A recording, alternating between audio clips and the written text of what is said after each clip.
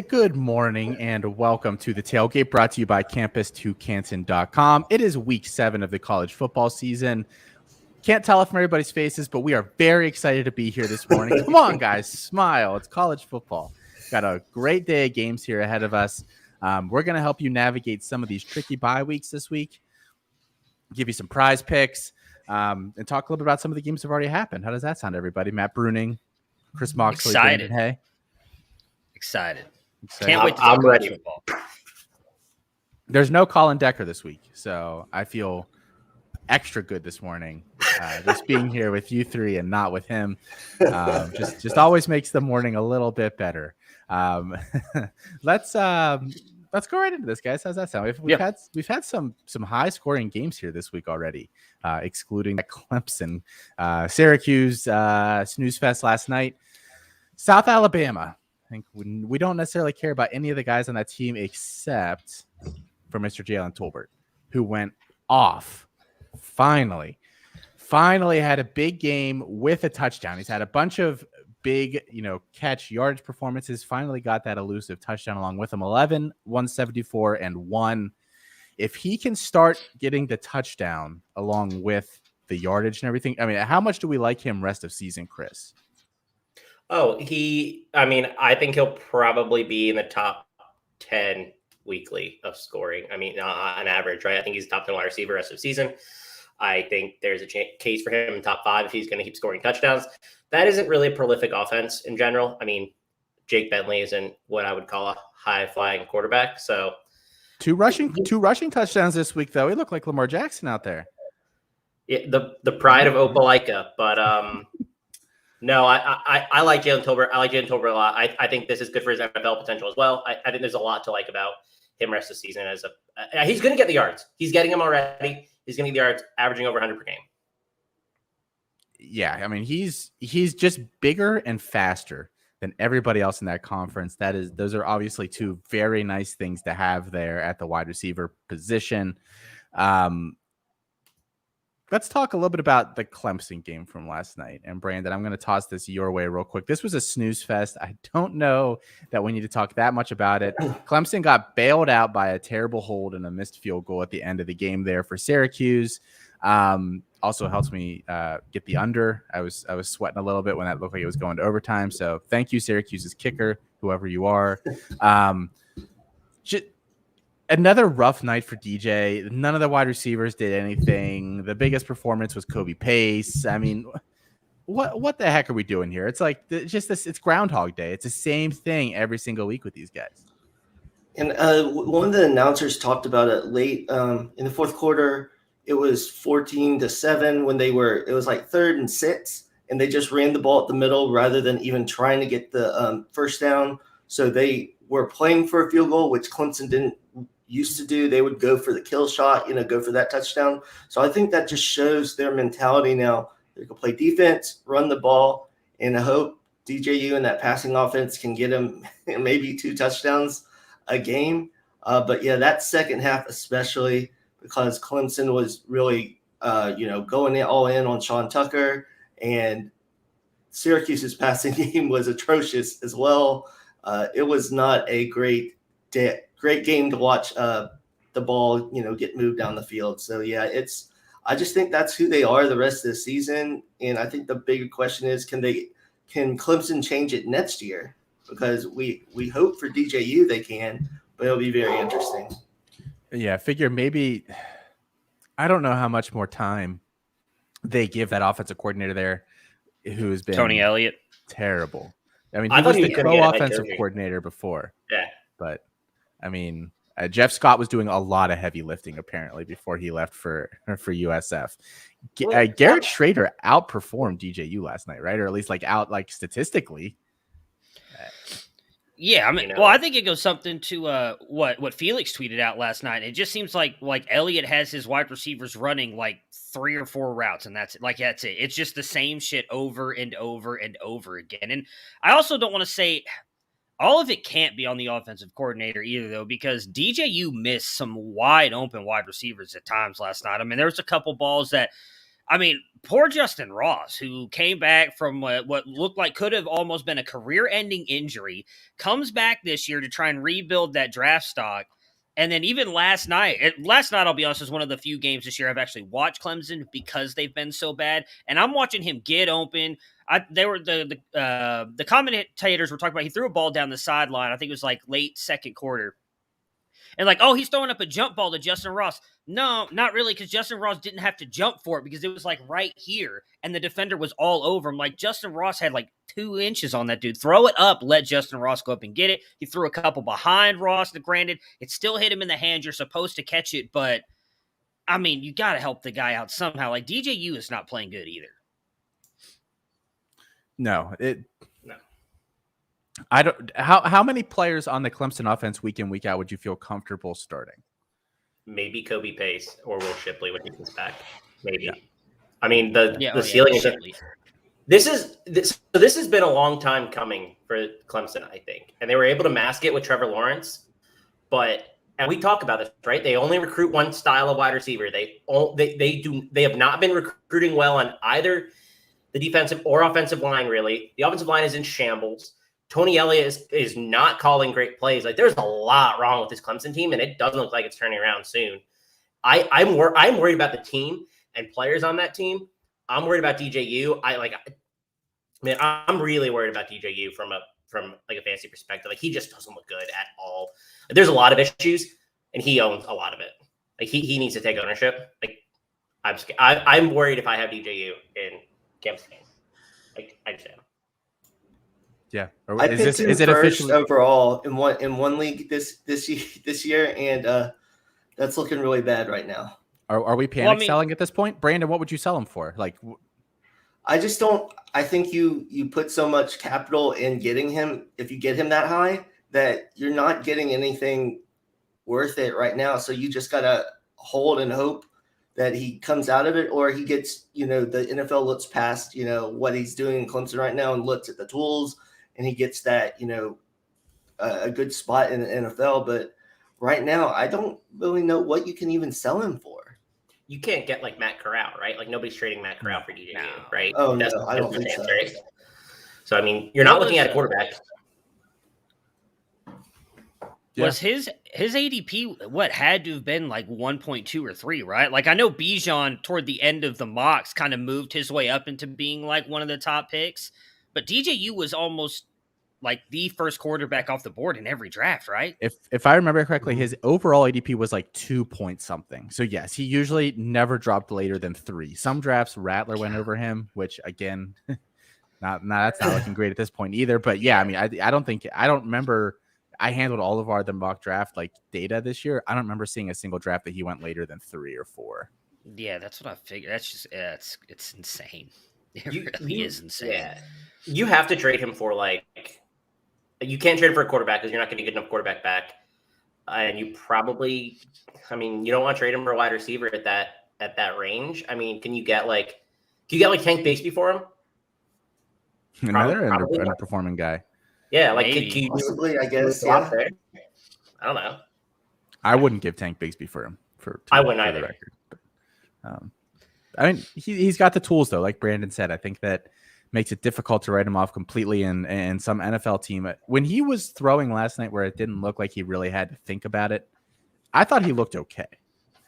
It's when he was kind of, he'd pat the ball a couple times and, scanning the field for a long time. I think that's when he gets lost.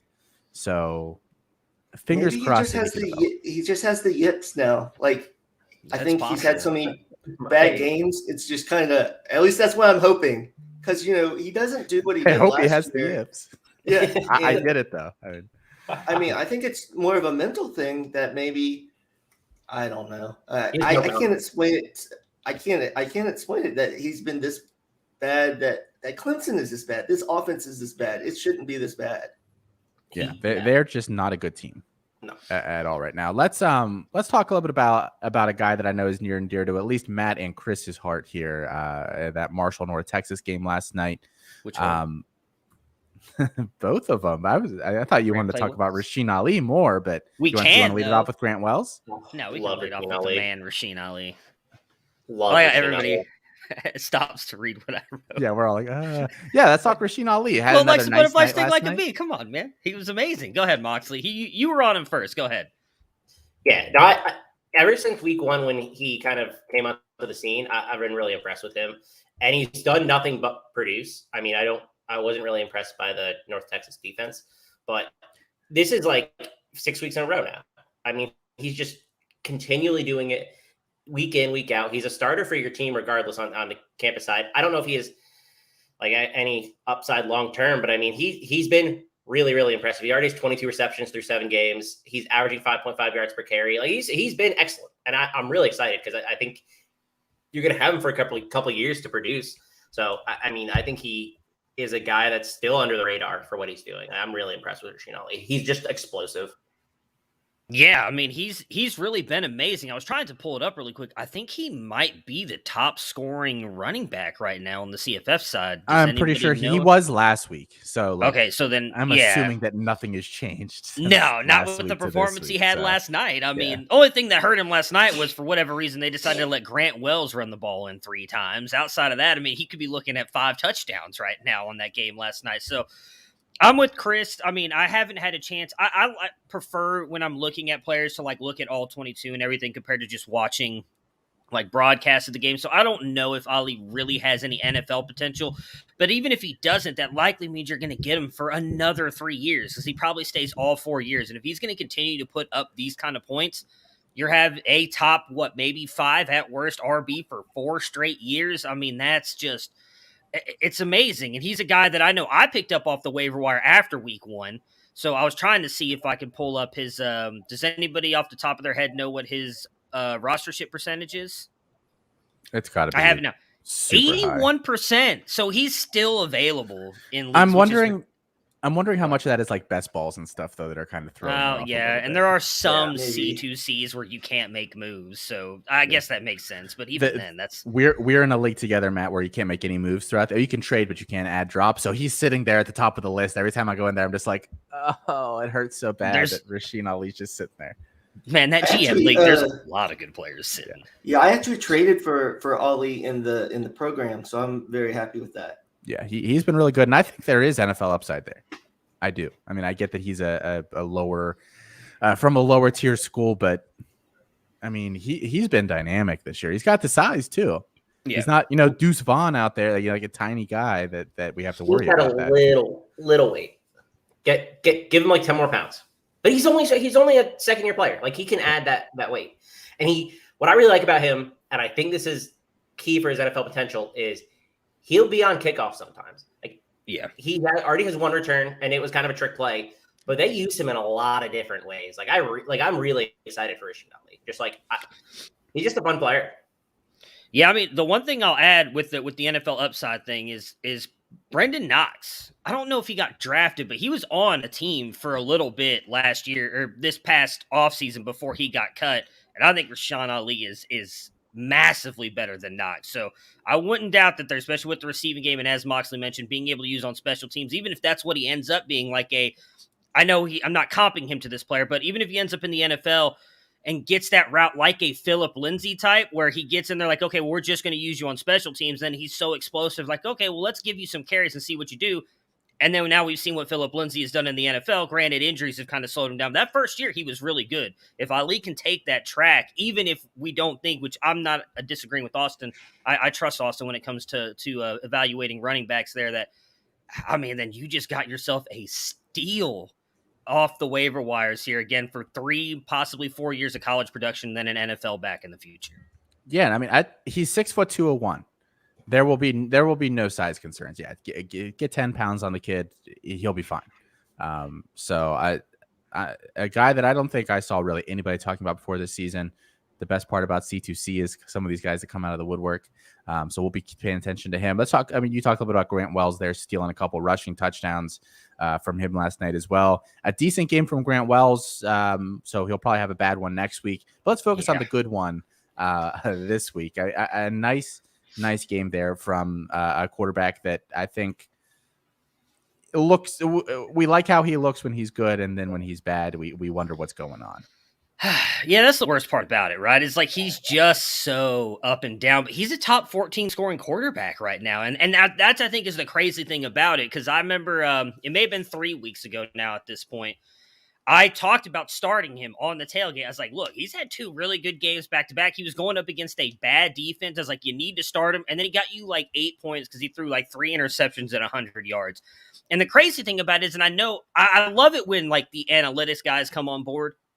Alfred was talking earlier this year about how he's seen some of those NFL throws out of Grant. The problem is he's just not consistent at all. We saw it last year during COVID. They got that. They were the very first college football game back on TV, right? And he had some amazing throws. He has them. It's just he's not consistent. If he could really turn that around, I honestly think maybe not an NFL starting quarterback, but I do think he could make it into the NFL as like a backup. But for CFF, that's just the frustrating part is figuring out when to start him because he's going to give you some really good weeks. Like I haven't gone in to see what he scored this past week, but I mean, 5 touchdowns, 323 yards. I mean, he had a great day. He's probably going to help you win leagues if you started him. He's great. Well, I don't want to say he's great because like he is up and down. He led the country in passing yards heading into last night. Like you see those NFL throws. I'm right there with you, right? Like you see them in the app. I remember watching the App State game a couple weeks ago. I think they were on Thursday, and he had a throw over the middle to I think it was Xavier Gaines, and then he had one to like Corey Gamage late. And both of them were just like, they were NFL throws. Like they were excellent throws, like with anticipation. He just hit the guy in stride. Like he threw him open. It was just, you see that. And then he just like struggles against Middle Tennessee State. Like he is an extremely frustrating player, but he does impress analytically as well. So I do think that he's been a little up and down, but he's gone over 270 yards in every single game. And he's gone over 300 in, I think, 5 of 7. So he's performing at a high level. Hey, Malik Willis threw 3 interceptions against Middle Tennessee as well. So, great company to be in there for Mr. Grant Wells. Yeah, on the other side of that game last night, it's the last guy we're going to talk about, and then we'll talk about some of our predictions here for this week. DeAndre Torrey, the running back from North Texas, they really don't have much to be proud of last night with how their performance, but he had a really nice game. 20 carries, 179 yards, 2 touchdowns. Rest of the season, we got a few feeling pretty good about him. They play some pretty weak teams down the stretch here. Big time. He's just old. He has no NFL future, but he's a great college producer for the rest of the year. Would you buy him right? Buy him for a contender? I think Absolutely. He is. Yeah. I think he's a 5th or 6th year senior too. Like he's pretty old. Yeah. Why not? Right? Like you could. I don't know who you would swap for him, but like if you're deep at wide receiver, maybe you can trade a guy like. I probably wouldn't want to trade Jarrett Stearns because he's performing at a high level. But I think DeAndre Torrey is a top 10 back for the rest of the year. Like you said, like that's a really easy schedule, and he's done it all year. Like he's been really impressive. Well, I mean, we talked a little bit about this on Devi Debate Wednesday on the after show, right, Austin? Like a guy like this, if you're contending, do you give up? Like, see if you can get a 3rd round pick for him. Just say, hey, I'll give you a 3rd round college pick and give me a high end running back. Same thing we talked about with Jarrett Stearns. Maybe go up to a 2 if they won't budge off that. But I mean, I think that's fair value you get, especially if you have a chance to win the college side. Why not? That all my negotiations start with like a 3rd or a 4th for these guys. Yeah. Because I think if you just look, he's a senior. He's not going to do anything beyond this year. There's no NFL future, and your team sucks. I will give you a free pick for him. Generally seems to be a pretty good. I get pretty good responses to that because I think people generally know when their team sucks. So, I mean, at this point in the year, it's either working for you or it's not. Well, some people do. Some people refuse to see that. My 1-5 team will come back. You will see. All right, guys. Let's go into some of our favorite segments here. We're going to do some predicting here for you for the week. We start off with our prize picks discussion. If you guys do not know prize picks, very quickly, it is a player props platform. This is something that if you're playing fantasy football, especially college fantasy, you know player props already. You know who you're starting. You know who you're sitting. You know what the good and bad matchups are. So these are the kinds of things that you already have the information for. You should excel at. You can string together between 2 and 5 props together. If you, depending on how many you hit, you win a certain multiplier of your money back. You can bet on single stat or on total fantasy points for the day. So that's even more something that fantasy score. I mean, that's right up your alley. If you sign up for prizepicks.com, promo code C2C on your initial deposit, you'll get a match up to $100. And if you deposit at least $20, you get a free year with us at campuscanton.com. That's usually $30. So you do the math there. Pretty solid deal for you. And we're going to help you win money while you're doing it. So, lots of free stuff in there and you get to win money. Not a bad deal. Let's talk about some of our favorite plays of the week, guys. And Brandon, I'm going to go to you first for your quarterbacks. What do you like this week? Yeah, first I've got Hank Backmeyer for Boise State, and I have the under on 251.5 pass yards. They play Air Force. Boise State is 89th against the run, and Air Force likes to run the ball, limit possessions. So I think that just limits the amount of opportunities that he has. So I have Backmeyer going under the 251.5 passing yards.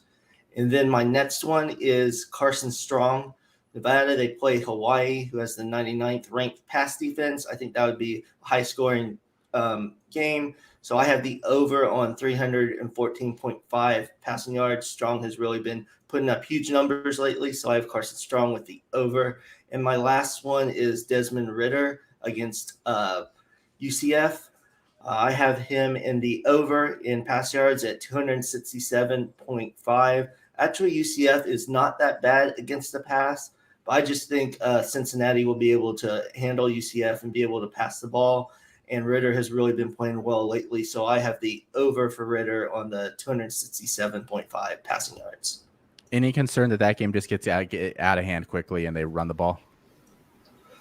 I mean, yeah, there is concern, but I think they'll be okay because if I remember right, against Temple, Ridder played pretty, I think up into through the third quarter maybe. So I think if you get 3 quarters, you could still get that. So, but yeah, that's always a concern if UCF just totally looks horrible with Gabriel out and everything. So, but I still feel good about that line for Ridder. What I know it's not on here. What do you guys think about his rushing yards? 27.5. That's got to be like a smash over, right? With the way he's been running, or no? He hasn't run as much this year as he did last year. Well, I think he's trying to pull Malik Willis and prove he can do it from the pocket. Right. Yeah. No, I agree. I was looking at that. I don't know how much he'll run, especially if they don't need it, with them probably handling UCF pretty well. It's fair. Yeah, that's an intriguing line. Chris, you've got 3 names here as well. I do. I'm going back to the Sam Howell train. He had a tough game last week against Florida State. That whole offense, I mean, really, the whole team's kind of been in disarray this year. But I think he gets back on the horse this week. 284 is a little low for him, to be honest. I think in a 66-point total game, he's had 300 yards in 4 straight up until last week. I mean, if you're getting him under 300, and I think this is a good matchup for him, then I'm happy to go to Sam Howell this week. I think that even if it goes up to like 295, anything below 300, I'm in on. I think this is a great matchup for Sam Howell, and they're going to score a lot of points. And then my second one is in the same game. I'm going to Tyler Van Dyke. I think his is low as well based on expectations that we have here. So 212 is fairly. I mean, the game total is 66. Miami needs to score points, and I think that he can probably do it. UNC's defense is ranked 78th in defensive success rate against the pass. I think Miami's probably going to have to play catch up. UNC's favored. I mean, I don't think they're going to be able to run all over UNC, even though UNC does have a poor run defense. I do think they're going to have to take to the air just to play catch up. I think 212 is pretty low. I would probably play this up to like 230, 240. To be honest, I think that I like Van Dyke a lot this week. I think that he could actually be competitive in this game. And then my last one is, what is my last one? It is Mikey Keene, maybe? Mikey Keene. It is Mikey Keene. Mikey Keene, UCF, under 192.5. Man, I do not trust Mikey Keene. I do not trust UCF. UCF is actually running a lot right now. Malzahn's got to change that offense, which I think a lot of us saw coming. Cincinnati currently ranks 6th in explosive pass rate they're only allowing an explosive pass 9.1%. They're 7th in defensive EPA per pass attempt, and they are 4th in opponent pass yards per attempt. This is not a team. This just is not a team that you can throw against. I mean, Cincinnati's defense is fantastic. This number's too high for Keene. I expect him to throw like 140 or something if he even gets there. I don't trust him.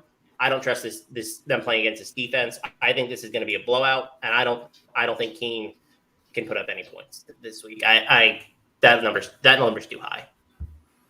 Chris, with some trust issues here early on Saturday morning, it sounds like there with UCF. Matt, who do you like this week at the quarterback position? I'm taking Adrian Martinez over on the 52.5 rushing. I mean, he's gone over that in 5 of his 7 games right now. I do think this will be a good game for him against Minnesota. Minnesota does not have that great of a defense. I think he's easily going to be able to go over that. And then my favorite play of the week, I'll admit I'm living a little dangerously here, but the Felix Sharp special, Carson Strong is going under getting negative 8.5 rushing yards. That's a big thing for Felix Sharp. You know, he loves the negative rushing for quarterbacks. So I'm taking the under, baby. He's going under. He's getting like negative 10 yards rushing today. It's gonna happen. The bold prediction segment of this show just gets weirder and weirder every week. I like that though. I mean, yeah, he's not going to get you anything on the ground. Well, yeah, because I mean, let's be honest. The sacks count against him, though, too, right? Not that I think he's going to get sacked that much against Hawaii, but I mean, all it takes is like one 15-yard sack, and he's done for the day. Hawaii's defense isn't that bad. They're really not. So I wouldn't be surprised if they got to Strong maybe once or twice, and there you go. There are some weird exploits on Prize Picks. I think that's one of them. Chris often talks about tight end. Props are still probably a little bit too low on Prize Picks each week. The one that I always talk about is interceptions. I'm going to have one of those here in a second for you. But for my first one, Dorian Thompson-Robinson under 224.5 pass yards. Thompson-Robinson, the games that he has struggled in this year, he struggles when a team can take away either the run game for UCLA and just make them one-dimensional passing attack, or they take away the pass and then all they can do is run. He struggles when you play a defense that does one of those two things. Washington is extremely good against the pass. They're one of the top 5 defenses in the country in that regard. Dorian Thompson-Robinson is not a great passer in the first place. I think this is a low-scoring game. I'm taking the under on his passing yardage for the day. I said before, interceptions is the cheat code. Sort of jokingly, but mostly serious on the show, said last week I was playing a five-player parlay on here. All interceptions, all over on the 0.5 interception line. They all hit. So I would feel comfortable doing the same thing again this week. But Spencer Sanders is the one that sticks out to me the most. I think he throws at least one pick there against Oklahoma. And Gunnar Holmberg's on there as well again. I mean, there's a couple guys on there, Max Dugan, that I think throw at least one pick this week. So pay attention to those. And then just one other one I want to throw in here real quick. That Pitt game against Virginia Tech is going to be a shootout today. I know Braxton Burmeister has been a little dinged up with the shoulder, but his line is 185.5 pass yards, and I think he can certainly hit over there. Pitt does not have a very good pass defense this year. So those are my 3 quarterbacks. Let's go right into running backs here, guys. Brandon, 3 names again. Here, we lost Brandon. Okay. Chris, we'll come to you first. What do you like this week at running back? I like Malik Davis over 47.5. I think that's a little low. I'm not really impressed by LSU's rush defense. I think that he's getting a good chunk of the work too. He's actually out touching. I'm blanking on his name, Dameon Pierce, and I think he's gonna. I mean, Florida's going to be up. They're going to want to run a lot. I'm not really worried about Emory Jones stealing the work. I'm not really worried about Anthony Richardson. This is just a low number. I like it below 50, so I'm in on Malik Davis. I also like Jarek Broussard at 52.5. I think that's low as well. I expect to be able to put up points this week. I would be surprised if he didn't have like 15 to 20 touches, to be honest. And against an Arizona team, I'm not like that's not a scary defense. They're one of the worst Power 5 teams, or one of the worst Power 5 teams. They're one of the worst teams in the country. That's going to be quite the barn burner this week. And then my last one is Isaiah Spiller over 99.5. My rule is just any running back against Missouri. And so Spiller, I think this may have gone up in the last little while, but I mean, I'll play it up to like 115. I don't care. Like Missouri has the worst rush defense in the country. I wouldn't even be worried about them getting up early and them sitting him. I just think he gets it regardless. Like if they get up early, it's because of him. So yeah. Oh, I like him and Devin Achane this week. Like I think they could both have 100 yards on the ground. Like I wouldn't be surprised at all. Missouri's rush defense is so bad. It's actually the second worst. Arkansas State is now worse, but Missouri's 129. Colin and I have instituted a rule when we do our start sits on Campus Life that we can't pick the running back that's playing against Missouri that week. It's a new rule because it's just too easy. It's just it's the free square in the middle of your bingo card there. Brandon, welcome back.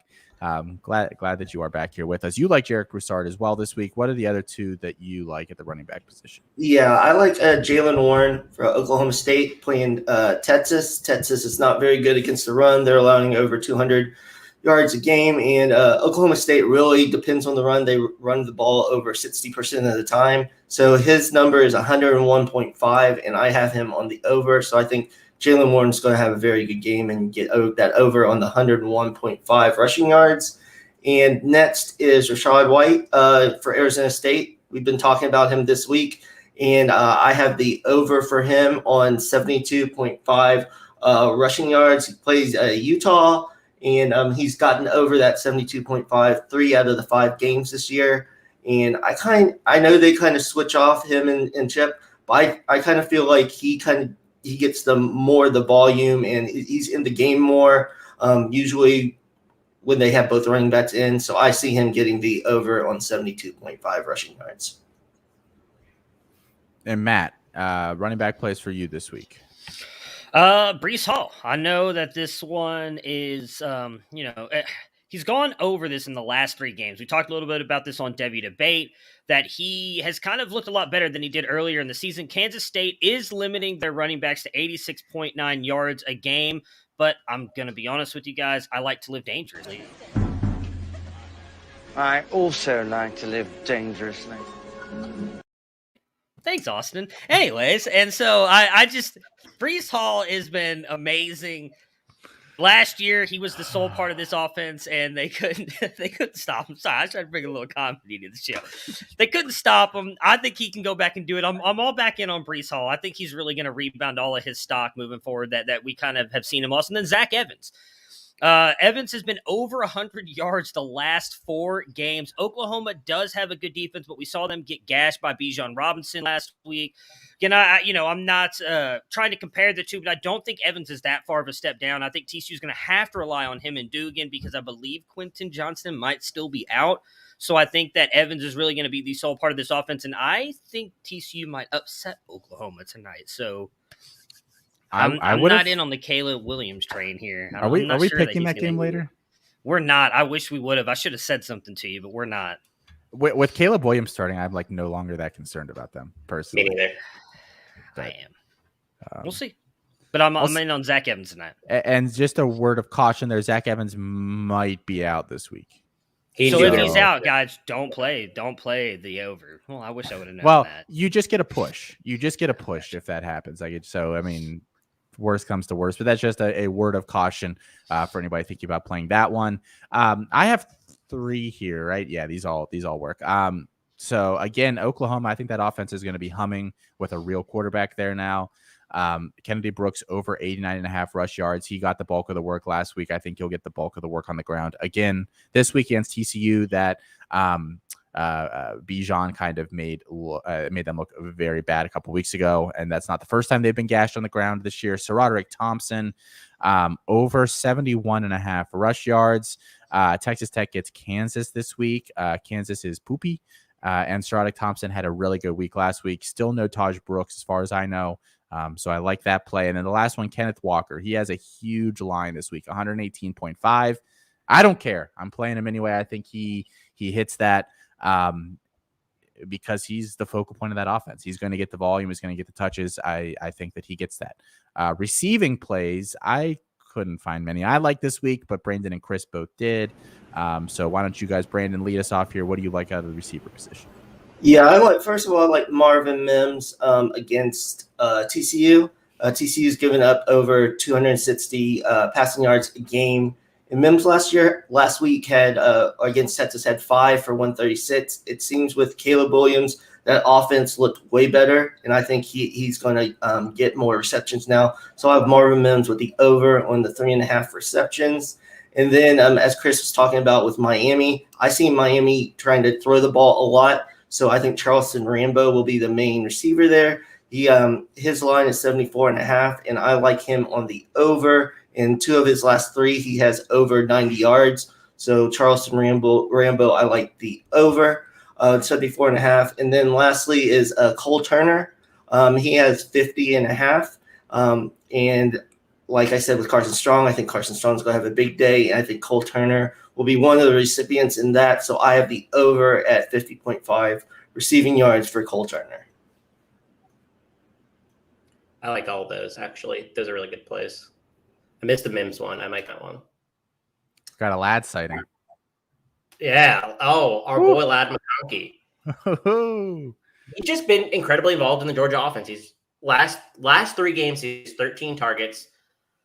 The line isn't that high. It's 39.5. And I think they can throw against Kentucky. Kentucky hasn't been as good defensively as I think some people think they may have. They're ranked 69th in defensive EPA per pass. I think McConkey can do it. I've been impressed by Stetson Bennett, and I have wanted to stop the slander on Stetson Bennett for a long time. And it's finally happening. And I think McConkey over 39.5. It's a low number. I think Georgia can do it. He's been their leading receiver, been their leading target getter for a while. Give me McConkey. He's been a name to watch. I know y'all were talking about him on the C2C pod, so I was about to remove you from the show if you had started hyping up Stetson Bennett. So I'm glad that you stopped and I was about to say that McConkey. That's probably like the first time in history anybody said they've been impressed with Stetson Bennett. So I mean, we got a couple firsts going on the show today. I just hate the slander that he's getting because he's not that much worse than JT Daniels. All right. Anyway, my second one, and I really like this one, is David Bell under 102.5 receiving yards. So Iowa probably has the best secondary in the country. And I know David Bell has beat up on them in the past. It's just a different unit. Like, I know they have a couple injuries. I am not quite sure everybody's playing. I don't really care. This is a fantastic secondary. I think David Bell goes under this. He's been impressive. We know that he gets the yardage. I think if you're going to play David Bell, I think you can play the over on receptions, but I'm not touching the yardage. I just don't think he can get this many yards. I expect him to be like 5 for like maybe 60. Like, I think that's the line that you expect out of this game. I'm not impressed by. I don't even know who the quarterback's going to be for Purdue this week. I'm assuming it's O'Connell, but I'm not positive. So I'm not playing David Bell. And then my last one, who, again, I think there's a lot of value to be had with receivers this week. And the yardage props. I like Ontario Drummond over 81.5. The total in this game is 83.5 and maybe 82.5 now. There are going to be a lot of points. And even if Drummond isn't the wide receiver one, operating as wide receiver one this week, I don't really care. He's started really hot. He's kind of fizzled a little bit. There's just going to be so many points here that I think he just gets his, and 81.5 is a fairly solid number for him, assuming that the total even gets close to 80. Let's say it gets like 70. I think you're still doing great. Like, I think he's still been heavily involved. So I really like Drummond still. That line has gone up on my book. Oh, it's up to 84. Awesome. I took it up earlier. I took the under earlier in the week when it was at 82.5, and I threw it in a parlay last night at 84 at the under again. So I was like, fuck it. So you're playing the under here. Yes, I'm playing the under. Ooh. Am I a crazy person? I mean, Tennessee has 2 running backs that are extremely banged up right now, and that's really what they want to do. I don't think this game hits 84. Oh, you play the under in the total. Yeah, sorry. Oh, I thought you meant the Drummond under. No. Yeah, that's what I thought too. Yes. Okay. My bad. So I have been saying all week that you are a crazy person to take an 83.5 total. I will never take an over on an 80. I'm under on multiple numbers this week on that game. So I'm right there with you. I do not think it gets to 80. Yeah. Matt, you have one name here? Wide receiver? Yeah, Trey Turner, Virginia Tech, 66.5 receiving yards. I think this game with Virginia Tech and Pittsburgh, I know it's in Virginia Tech, if I believe, but I think this could be a shootout, especially with the way Pitt's been playing in Blacksburg. I mean, he's gone over that in 4 of his 6 games here, and I think he can easily go over the 66.5. Again, with this being likely a shootout game, I think it's really the only other one I liked outside of the one that all of you guys did. It kind of limits what some of us can pick when I'm usually picking mine last, so I tried to find at least one that I like. So, yeah, and we said he was a start this week on the C2C pod. I think that he is. The only one I picked this week was Trevell Harris under 6.5 receptions. I just 6.5 seems a little high to me. 5.5, I would have had a really difficult decision. I think maybe he hits 6. I think that, but so that's the only one that I'm playing this week. Let's go into start sits, guys. And again, what we just talked about is that it should give you some idea on some start sits. If we're saying some unders on some of these guys, maybe you're not playing them. If we're saying overs, they might be some good guys. But let's just talk from purely a fantasy standpoint here. We all pick a couple of starts every week. Matt, we'll have you go first. Who do you like this week? I'm going to go Tyler Algier, BYU. I mean, he's kind of been, maybe he's moved himself back into start territory. Earlier this year, he was not very good, but he's had a good couple past weeks. Baylor's allowing 145 sevens on the ground, and they've given up 14 catches to running backs. I think that he is going to have a good game running and catching the ball. I think, which we're going to pick this game later, I think this is going to be a very good game. I think they're going to have to rely on Algier a lot if they want to keep up with Baylor's offense. I've got Trey Turner, who I just mentioned I'm going over on in the game. I think this is going to be a really good game. I did not realize, I listened, but I didn't listen. I did not realize you guys mentioned him on the C2C pod, so I apologize about that. So I'm like retreading. But who mentioned him? You or I think Colin? Me. Okay, not I everybody feel that even listens better. to one listens to I the feel other. a lot better about it now that you picked him and it wasn't Colin, because Colin's record is not great. So thank you for reaffirming what I think on Turner. And then last, I'm going with Kennedy Brooks. You guys mentioned his props earlier. TCU is 116th against the run, allowing 206 yards on the ground. And I think it's fair to put up missing posters for Eric Gray because he is nowhere to be found. I think this is going to be all Kennedy Brooks today, and I'm all in on starting him. He's had a good past couple weeks. Yeah, I agree with the 2 of those were starts for me this week as well. So I agree. Chris, who do you like to start this week? So I'm digging a little bit deep this week. I like Henry Colombi, the quarterback at Texas Tech. I think that's going to be a fairly high-scoring game. I think they're going to be able to put up a lot of points. The only thing missing since he's taken over the starting role is touchdowns. So when they played Texas, he had 3. But the last 2 weeks, he's had none. But he has thrown for 266 yards and 344 yards. I think that's just bad luck. And I think that you can start Columbia with a lot of confidence this week because he's just throwing an insane amount of yardage. So it's going to catch up eventually. I really like him. I think they have a great matchup against Kansas. I'm not concerned about it. I like Columbia this week. I also like Tyler Van Dyke. And I spoke about him earlier in terms of, I think the props too low for him because I think that they're going to be able to, the total in this game is 66. So Miami's going to score points. I think Van Dyke is a guy that you can plug in that you may have picked up off the waivers or you had stashed for, C2C purposes.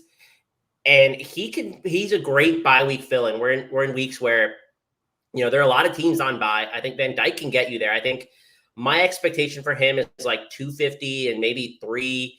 I think he could get to 300, to be honest. I don't know if he will, but I'm a fan of Van Dyke. I don't think he's that bad. I just think the UNC defense is just terrible. So it's more to do with that plus the total than it is the quality of Van Dyke.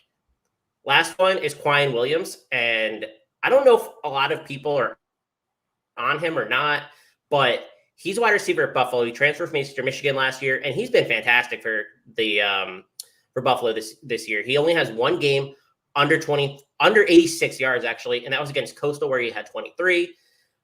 Coastal is one of the better teams in the country. I'm not really worried about that. Every other game he's gone over 86. He only has one touchdown on the year, but I think this is also a case of regression where you're going to see at some point he's going to start scoring again because he has 551 yards in 6 games. He's getting 8 for 86, 6 for 120, 9 for 134. Like that's the stat line that you're getting. So you have a nice floor with him, and all you need is a touchdown. I think that there's touchdown regression coming for him.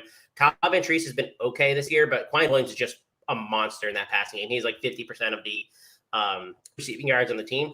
I think touchdowns are coming. So I like him, and I think you can play him. Again, it's bye-week season, so he's a guy that you can plug in and feel pretty good about, even at a floor perspective. Some interesting names there. Colin was hating on Columbia, so I think, as Matt said, that's probably a pretty good sign that you should start him this week in all of your leagues. Cool. Yeah, feel good about that. This is a weird week. There's some important players out. I mean, at some point, you're probably looking at a Columbia or a Van Dyke or someone like that. Brandon, who do you have this week as a start? Yeah, so I originally had Tyon Evans against Ole Miss because they give up 213.5 rush yards a game. But since it seems like he might be limited, I kind of pivoted. And thank you, Matt, for updating the graphic for Jabari Small. I just think that, even though he's been, a little banged up, I think he's probably a little healthier. So they're going to run the ball there. So I have him as a start. And next is another. I actually went all running backs on my starts this week. And that's just Ty Chandler against Miami. They're 73rd versus the run. And I think it seems like the games that Chandler does better is when he does get the receptions. And I think since Howell will be able to pass the ball better, I think he'll get some receptions today. So I have him as a start. And then my last one, as I spoke about in the prize pits, is Jalen Warren against Texas. Their rush defense is pretty bad. And looking at the rushing for Oklahoma State, the second leading rusher is Spencer Sanders. So there's not really another running back that really kind of takes away those carries for him. So I think he'll have a strong game against Texas when they're trying to win there. Yeah, that Tyon Evans is concerning. We were talking a little bit about that before the show as to whether he goes or not. Just another reason why I love the under there in that game overall. I only put one name down here really this week. I mean, I had one other one, and I'm not going to say why it doesn't go on here. It was stupid on my behalf. Braylon Allen, the new running back for Wisconsin. I was wrong on Allen. I thought we'd have to wait at least a year and probably 2 before we ever saw him do anything at Wisconsin, but it sounds like Jalen Berger is a knucklehead, so lucky for him. Berger's gone, and Allen has taken the reins, it looks like, in that offense. They get Army today, correct? Am I correct? Yeah, that's correct. So. Yeah. Army has a decent rush defense, but that Wisconsin just isn't capable of passing. If they're going to move the ball at all, it has to be on the ground, and I think Braylon Allen will get the majority of the touches there, and so I think I'm firing him up if I have him anywhere. I know some leagues he's not even allowed to be rostered at the moment because he joined school so late and all that. But if he is and he's available in your league, I would feel comfortable sticking him in there. Sits, guys, real quick. Let's go through some of these. Matt, you've got some fighting words here. Got some fighting words. So come here, buddy. I chose chaos today. Tyler Van Dyke. I'm sitting him. I'm not playing him.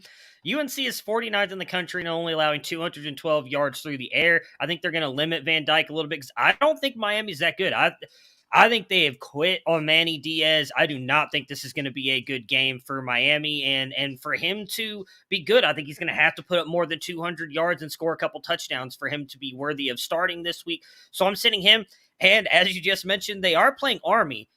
They're also, and I understand that they haven't maybe played the toughest schedule. They're the 4th best rush defense in the country right now, guys. They're only allowing 54 yards on the ground.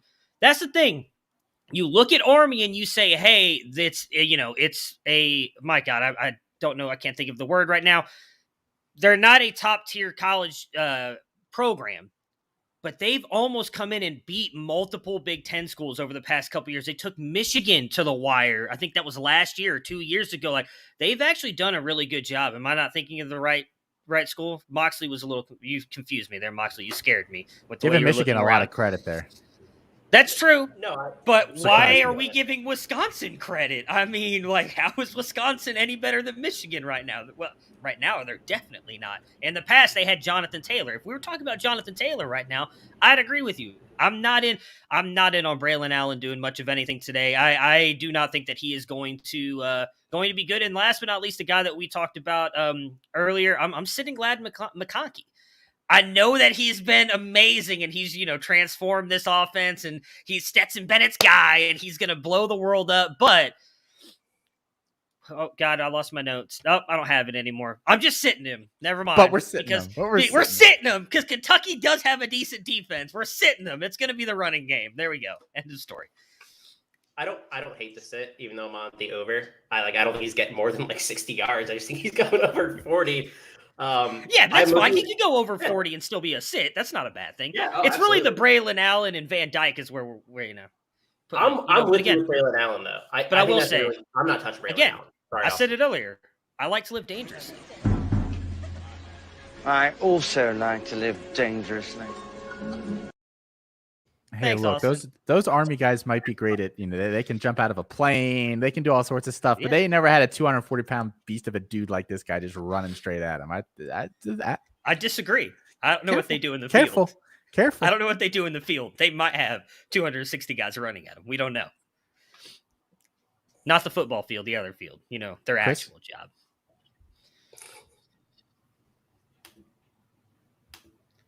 Chris, would you like to take it away? Oh, sorry.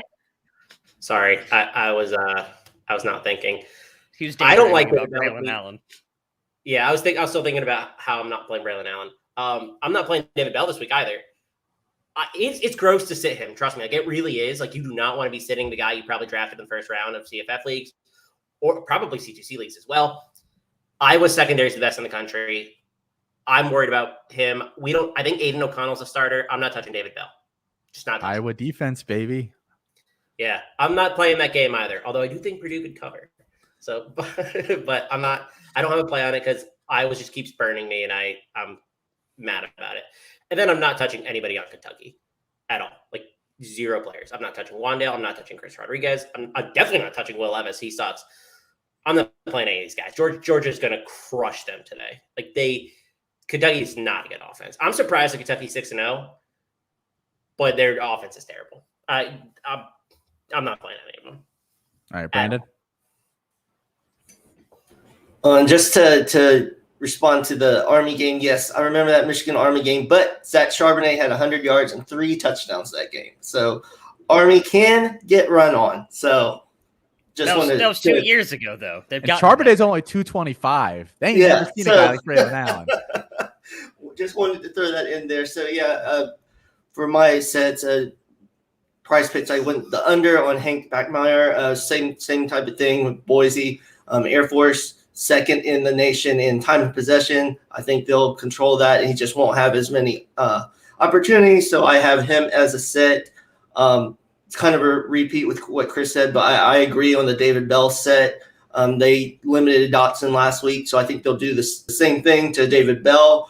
And then my last one is Zonovan Knight for NC State. He's kind of been hot and cold this year, and Boston College is actually 41st against the run, and 3 out of 4 games for Knight, he's been under 100 yards. So pretty much you're just banking on a touchdown there because he doesn't get that many receptions. So I'm doing the set for him. Yeah, I've got 3 names here real quickly. Dorian Thompson-Robinson, I already talked about why I think that he is not a smart play for prize picks this week. And I just, I'm not betting on him doing too much this week. Chris Rodriguez Jr., just, echo. I'm not trusting that Kentucky offense this week. I'm not starting Wandale, Rodriguez, Levis. I mean, none of those guys feeling very good about. And then Max Johnson. This Florida game is one that I loved the line early in the week. I don't know what the game line is at, but it was a Florida 9.5 when it opened. This LSU team is quit, guys. Just so everybody here is on the same page. This LSU team is quit. There aren't 20 guys with season-ending injuries on this team. There are at least 5 to 7 dudes that just don't want to play anymore for Orgeron and don't want to play on a lost effort. That's what's happening at LSU. All these guys are out. You've got the offense already sucked with Keyshawn Boutte there. He's now done for the year. They can't establish the run. They have no other established receiving option behind him. They're playing a Florida defense that I think is just going to pin their ears back and honestly just try to get at Max Johnson. I think he's going to really struggle today. So I'm sitting Max Johnson. Honestly, unless it's Jack Beck because he has that weird tight end eligibility, I don't feel good about starting any guys on LSU. I probably won't feel that good about starting any guys on LSU for the rest of the season. This is a team that, depending on how quickly the books respond, you can probably make a lot of money on them having given up here at the end of the year. So really quick before we move on to game picks, let's set a deal really quick on Braylon Allen since he seems to be the big one. What is starting worth for you a running back this week? 40, 50? 40 points? Where's he have to? No. Where's he have to finish at the position this week that he's the starter for you? Oh, I usually just look at the points. Like if he gets me over so 16 to 18 points, I'd be under 16. Okay, under cool. 15. Well, under 16 points. Okay, I just wanted to set a line. So when I tweet out tomorrow my accountability thread and I say, hey, I beat Austin here because he went under 16 points. So I was looking for. All right, cool. Man, it's going to be embarrassing when you have to admit you lost that one. All right, guys, our game picks for the week. I've never lost. That's my Lamar ball. Never lost. Or LeVar ball. Which one? I don't remember. It doesn't matter. Go ahead. Sorry. All right, guys. So let's wrap up here real quick, rapid fire some of these. Our picks for the week. Oklahoma State at Texas. Texas coming off a rough loss last week, but I think they bounced back, and I think they beat this Oklahoma State team. Yeah, I'm with you. Texas, I think, even though Oklahoma State is undefeated, I think Texas has the better offense. I'm taking them. Yeah, I'll also take Texas. Oh, I got confused. My bad. I got confused. We got no. Really I'm on Texas as well. I'm not worried about Oklahoma State's offense. They can't score. Spencer Sanders is not very good. Texas offense can keep up. I'm not intimidated by the Oklahoma State defense against what Texas offense has been able to do. So give me Longhorns. All right. Next up here, guys, Auburn at Arkansas, another 12 p.m. kickoff here. Two teams, a nice SEC matchup here. I'm going to take Arkansas. They played really well last week against Ole Miss. They lost because they went for 2 at the end. No shame in that. Auburn has a lot of injuries, and I don't think they're a very good team right now. Give me Arkansas. I think it's going to be a very close game, but I am taking Arkansas as well. I think that defense is a lot better than what they showed last week against Ole Miss as well. And I don't know that Auburn and the Bo Nix train will be able to put up that many points. I'm in on Arkansas here. I got Auburn, and it's game theory. I got to catch up to y'all. I actually do think Auburn can win, though. I think Arkansas has been exposed a little bit based on where they were earlier this year, and I think Bo Nix is playing a little bit better than I thought he would. So I kind of like Auburn this week. I think it's going to be really close. I think this game is going to come down to like a last-second field goal, but give me the Tigers. Yeah, I go with Arkansas, and kind of what Matt said. I think the defense is better, and Matt Corral's not going to be on the field this week, so I don't think they have the difficulties defending the pass against Bo Nix like they did last week. And just for accountability's sake, Colin has also sent in his picks this week. He picked Texas in that first matchup and Arkansas in the second one. So just to keep everything above board there. Can't bother to show up, but wants us to count his picks, whatever. BYU at Baylor, 3:30 p.m. kickoff. I'm taking Baylor, but I don't feel great about it. BYU is extremely overrated. I don't know how they ever got to be a top 10 team or whatever. I think Baylor is a better team. So I'll take them, but it is a pretty close game, and it's not going to be very exciting in my opinion either. I think Baylor's going to, I shouldn't say win convincingly, because I do think BYU is a good team. The reason they got up there is because of the teams they beat earlier in the year. They beat up on some of those Pac-12 schools, but they're not, that they've been struggling a little bit here. I think Baylor has the better offense. I don't know that BYU is going to be able to keep up with that, so I am taking Baylor. Yeah, I got the Bears as well. Baylor's been playing really, really fantastic football for a while now. BYU has not. BYU had a bad loss to Boise State. I don't think that BYU is a good team either. I think they were very overrated coming off a big win against Utah, which Utah's not very good. And then they beat Arizona State. Big win. Who is good. So I just think Baylor's a much better team here. I think they do cover as well. So if you're interested in that sort of thing. Yeah, I got Baylor. BYU didn't look very good last week to me, and Baylor barely lost to undefeated Oklahoma State at the end, so I've got Baylor. And Colin is the only one of us to pick BYU. So we'll all get a game there on him. Thank you, Colin. Kentucky at Georgia, 3:30 kickoff as well here. This game again it's going to be like 27-3. Like it's going to be boring as shit, but Georgia's going to win. I disagree. I don't think Kentucky's going to win, but I do think they're going to score a touchdown, at least against Georgia. I think it's going to be like a 20-13 game. I think Will Levis is going to have like one really great play in this game. He's going to keep those people talking about. Hey, I'm not. He's going to keep those people talking about. I think Kentucky's going to play okay, but I'm not picking them to win. Georgia's going to win the game. Yeah, this is going to be Georgia easily. I don't think Kentucky's going to score more than 13 either. I'd be surprised if they got there. I think they're going to score under 10. This is not a good Kentucky offense. The defense is fine. Georgia's going to crush them. They're different class of teams. Yeah, I got Georgia, and I just hope Wan'Dale Robinson does something today. And Colin picked Georgia as well. Last game here, Arizona State at Utah. Looks like this might be a clean sweep as well here. Utah coming off that big win against USC last week, but I think that Arizona State can run the ball on them effectively. Give me Arizona State. This was really close for me. I was going back and forth because I think Utah has looked a lot better since Cameron Rising has gone in at quarterback. I thought Charlie Brewer would be able to open up this offense, but it really has been Rising. But I do think that Arizona State is the better team. And if they really want to try and win the Pac-12, like Coach Edwards has been talking about, they have to win this game. So I am taking Arizona State. Yeah, I'm taking ASU as well. And I think it's going to be close as well. I've been really impressed by Cameron Rising. Also, I think that he's played very solid football. And he's really changed the dynamic of the offense. But I think the Sun Devils are a little bit better. Rashad White just crushing everybody. He'll do it again this week. Yeah, I also have Arizona State. I like the variation they kind of do on offense. You know, they're creative with Daniels, so I have them. And Colin does as well. All right, guys, that is going to wrap up our first hour here. We are going to welcome in the second hour here. Matt and Brandon, thanks for joining us here. Chris will continue on into the second hour. Good luck today, everybody. We will see you guys tonight on Coast to Coast.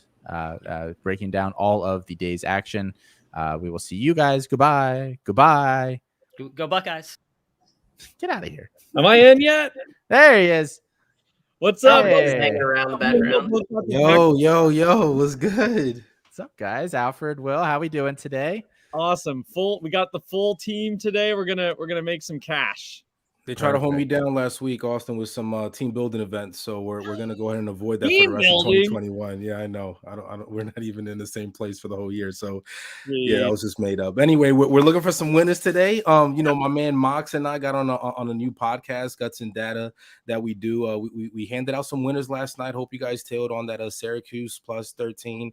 We could have eked out the win. I was gonna be tight if Cal came back and won against Oregon, but they didn't. But sprinkled a little something, that's Austin's favorite. So I sprinkled a little something, but we didn't get the win there on the money line, but we got the odds there. So looking to keep it moving into today's show, man. What's going on with you guys? Yeah. Well, enjoy the show, guys. I'm having a great week already. I'm 3-1 between. I took down. I guess it was the under or the over on Thursday night. I was 2-1 last night with both spread bets on Cal and San Jose State covered for me. I sprinkled the money line on San Jose State and so close 52-yard field goal missed at regulation, went to overtime, threw a pick, and alas, did not get that. But it's almost a 4-0 sweep to start the week, so I'm feeling extra good, which of course is when everything crumbles, but we're going to enjoy it while it's happening. Last night was a fun one. If you like low scoring football defense like me. And defense and if you like betting unders, you did fairly well last night. My favorite, and I was telling everybody about this yesterday because it just didn't seem real that this number was just so low. San Jose State team total under 16.5. You know that one hit.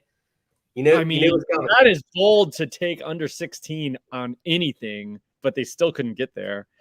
When it went to overtime, you must have been crapping yourself, though. Oh, when it went to the second overtime, I was like, oh, man, they got to go for 2 here.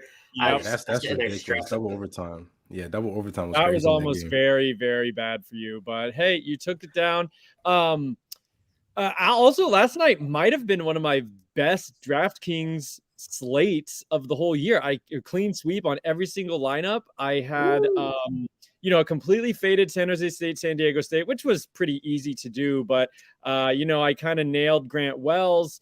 And, who else was kind of under rostered was Nagata, who got a touchdown for me.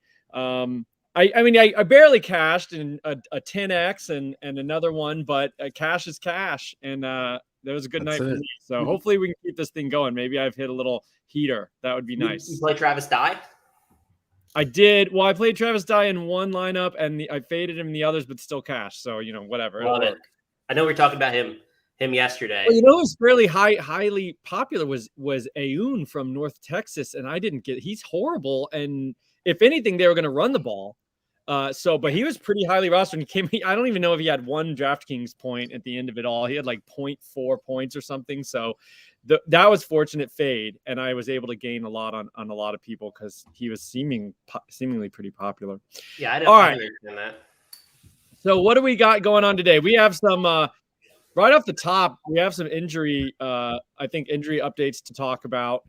Michael Penix is like out or very likely out. Jack Tuttle is the backup in DraftKings. I wasn't interested in Penix. I'm definitely not interested in Tuttle, even though he's like 4,500. He's like the minimum, but Michigan State's defense is pretty good. I still don't think I want to play that. Ooh, he's 4,500. I think so, but why would you? I'm gonna play a little bit of Tuttle. No, he's still like, what's your expectation though? I mean, he's still your best expectation I would be is like 10 points to me. And that's not even worth it, even at 4,500. Yeah, I'm staying away. I'm staying away from that because I'm all over Michigan State today. So me too. Yeah, I know there seems to be a lot of sharp people. Okay, Tuttle's 4,900, but I still. So Michigan, hold on. I got the data in front of me. I want to pull it up real quick. Okay. So Michigan State is ranked 53rd in explosive pass rate and 58th defensive EPA per pass. That's not that good. They've let a lot of teams hang around with them, like Miami. Yeah, but say Tuttle goes really has a nice game, gives you 15 points. Beautiful. That's depends where yeah. I mean, I guess if you use the cash elsewhere and you use it correctly, but that's always the case, I guess. I don't think that I'm very interested. I don't think he's very good. I will play a little bit of him. Like I'll have him in a couple like GPPs because I don't think a lot of people are going to play him because he always make it for GPPs. Yeah, he's not good. So here's a question though. I know that there seems to be a lot of sharp folks, at least on gambling Twitter, that really seem to be interested in Indiana this week. I have never been interested in Indiana this week, even if I thought Penix was playing. I think this is even more confidence on Michigan State now that Penix is not playing. I don't see it here. Chris and I talked on Why Wait Till Sunday, it's maybe on 3 and Out, that I think Michigan State will lose a game at least, but I don't think it's today. I mean, this Indiana just has no identity. They're flailing. Yeah, so if you look at it, it does look like, to your point, Alfred, a lot of sharp money has come in because that line has dropped. It is right now on FanDuel Sportsbook at 3.5, which I may just hammer it again. Listen, I know. I think I'm if the sharps are right all the time, there wouldn't be a lot of sharps out there right now in the business. So again, I'm gonna go ahead and go with the -3.5 and hammer it because I took it yesterday at -4. I know Chris and I were talking about it as well, so I still love it, and especially if Penix is out for today, I just don't think that backup's going to be able to do anything. So again, to your point, they may lose a game. I just don't think it's today. Yeah, this just like everybody. Yeah, we talked about it yesterday, and we've talked about it all week collectively. The sharps think it's a trap game for Michigan State. Right? No, and I don't think it is. I really don't. They're a better team than Indiana, and I got them at 3.5 earlier this week, and I will go back to them at 3.5 if it's there. Right? Like I don't care. Yeah. I really don't. I'm with you. I think. I mean, Yeah, I think to be a trap game, I don't know. It's just, this is not the trap game. I look for trap games, teams with very good defense. I don't think Indiana's defense is very good. Very good defense at home. And usually, to me, a trap game is like either an out of conference or maybe out of division. Now, actually, I don't know off the top of my head if Indiana and Michigan State are on the same side of the Big Ten.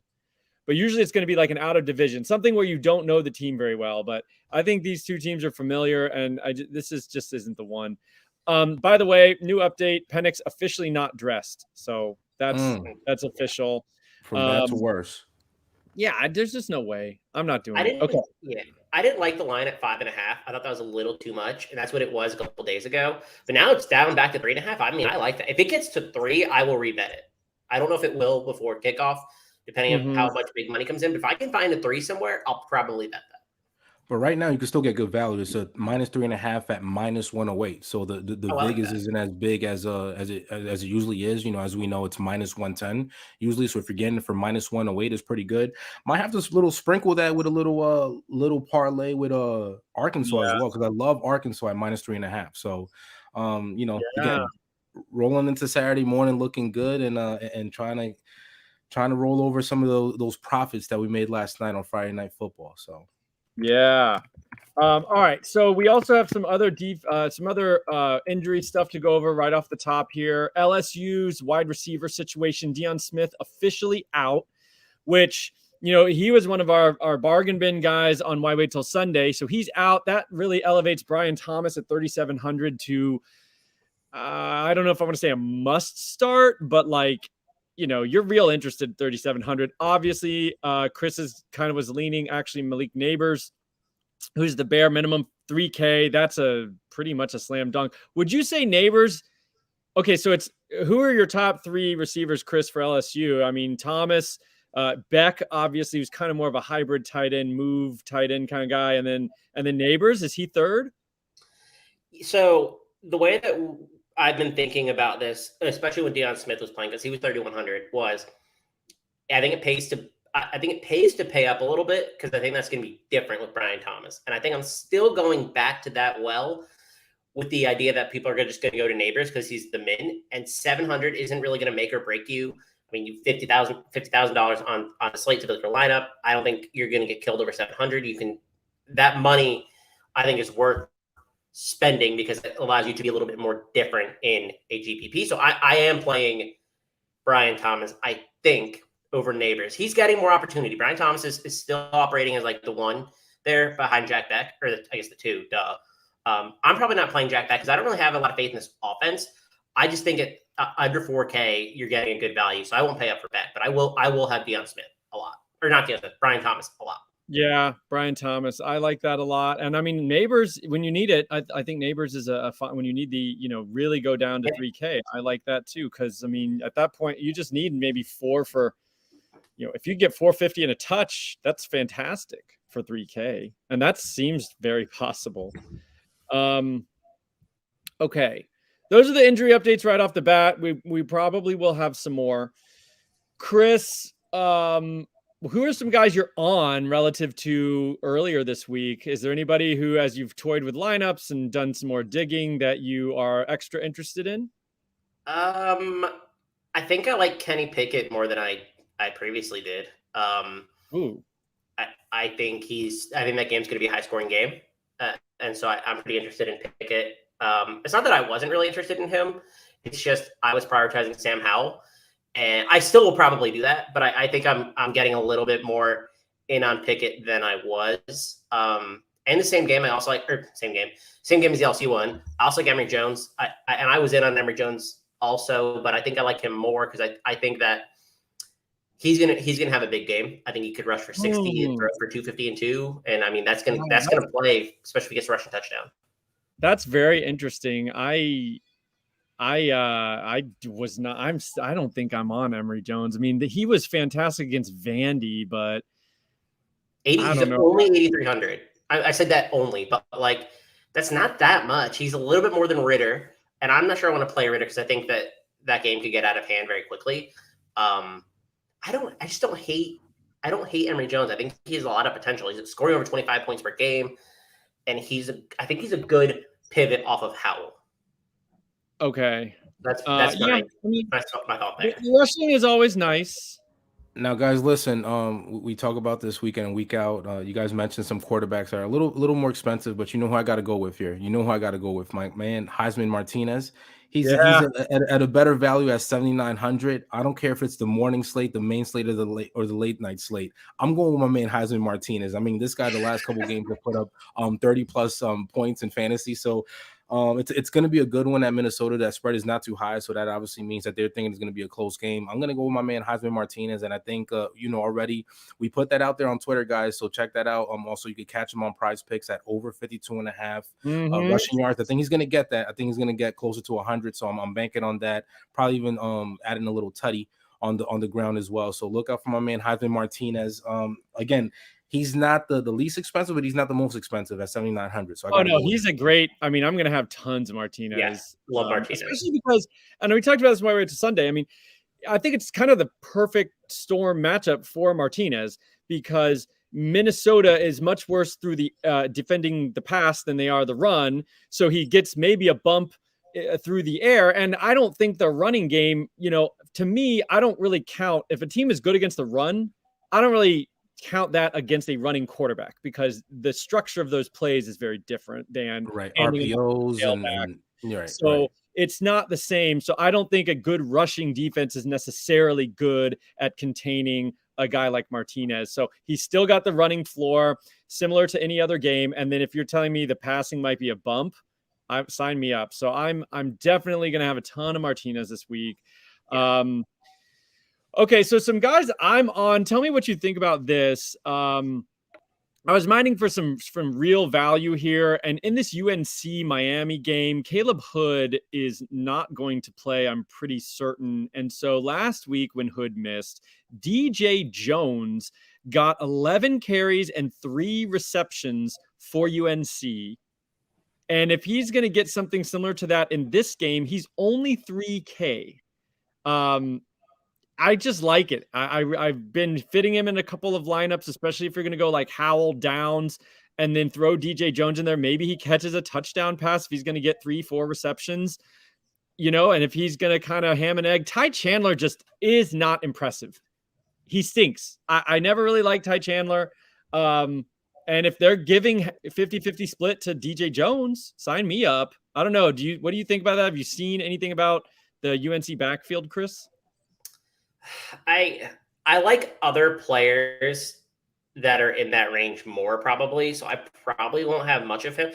It just feels like a low ceiling play. Like what's really his upside in that range, right? So are you hoping for Tuttle? You're all in on him. Okay, but that he actually has upside because Michigan State's defense is like okay. They let teams hang around. He's operating. Yeah. He's a starting quarterback, right? Jones is operating against the 2 on an offense that doesn't love to run the ball, that has had offensive line struggles. So I think you're hoping for 60 and a touchdown, which will play. That'll absolutely play. But yeah, but you got to get the touchdown, which is that's a tough bet. The touchdown is the thing. I was interested in 3 catches, honestly. That's what kind of caught my eye that he had 3 catches last week. I mean, if they're going to use him as like a game to stack. That is a good game to stack, though. Oh yeah, it is. I mean, we saw. I don't know what Florida State was on last week, but Miami coming in, I think that they're going to have some success as well. So stacking that game is definitely good. Definitely good. It feels like maybe a get right game for UNC. I mean, are they still in contention for their division in the ACC? I feel like they probably are. I don't think so. All right, this is some great podcasting here. I just think that their goals for the season, well, they're 2-3 in conference. So yeah, they may be they're in a disaster right now. They're very similar to like LSU in terms of like the team's just a mess. USC's defense is really, really bad though. So I'm on Miami for that reason. I love this game for stacking too. Total's like 65.5, and you're getting like I think the way to play it is I like Van Dyke. I've talked about Van Dyke all morning. I talked about it earlier. And so I think that's the way to play that game. I think you play this game through the air. I don't think I'll have any of the running backs here because I think it's going to be high scoring. I think it's going to be cut because of the QBs. All right. So staying on the ground here, guys, I'm a little more in on than I was earlier in the week. I mean, Jerome Ford I know, Chris, you liked Jerome Ford. That makes perfect sense to me. One thing I've been looking at, so Team Rankings is a website that I've been frequenting for many reasons, but one stat, I think it might be new this year, I've never seen it before, is you can look at percent of yards allowed for a defense, both on the ground and through the air.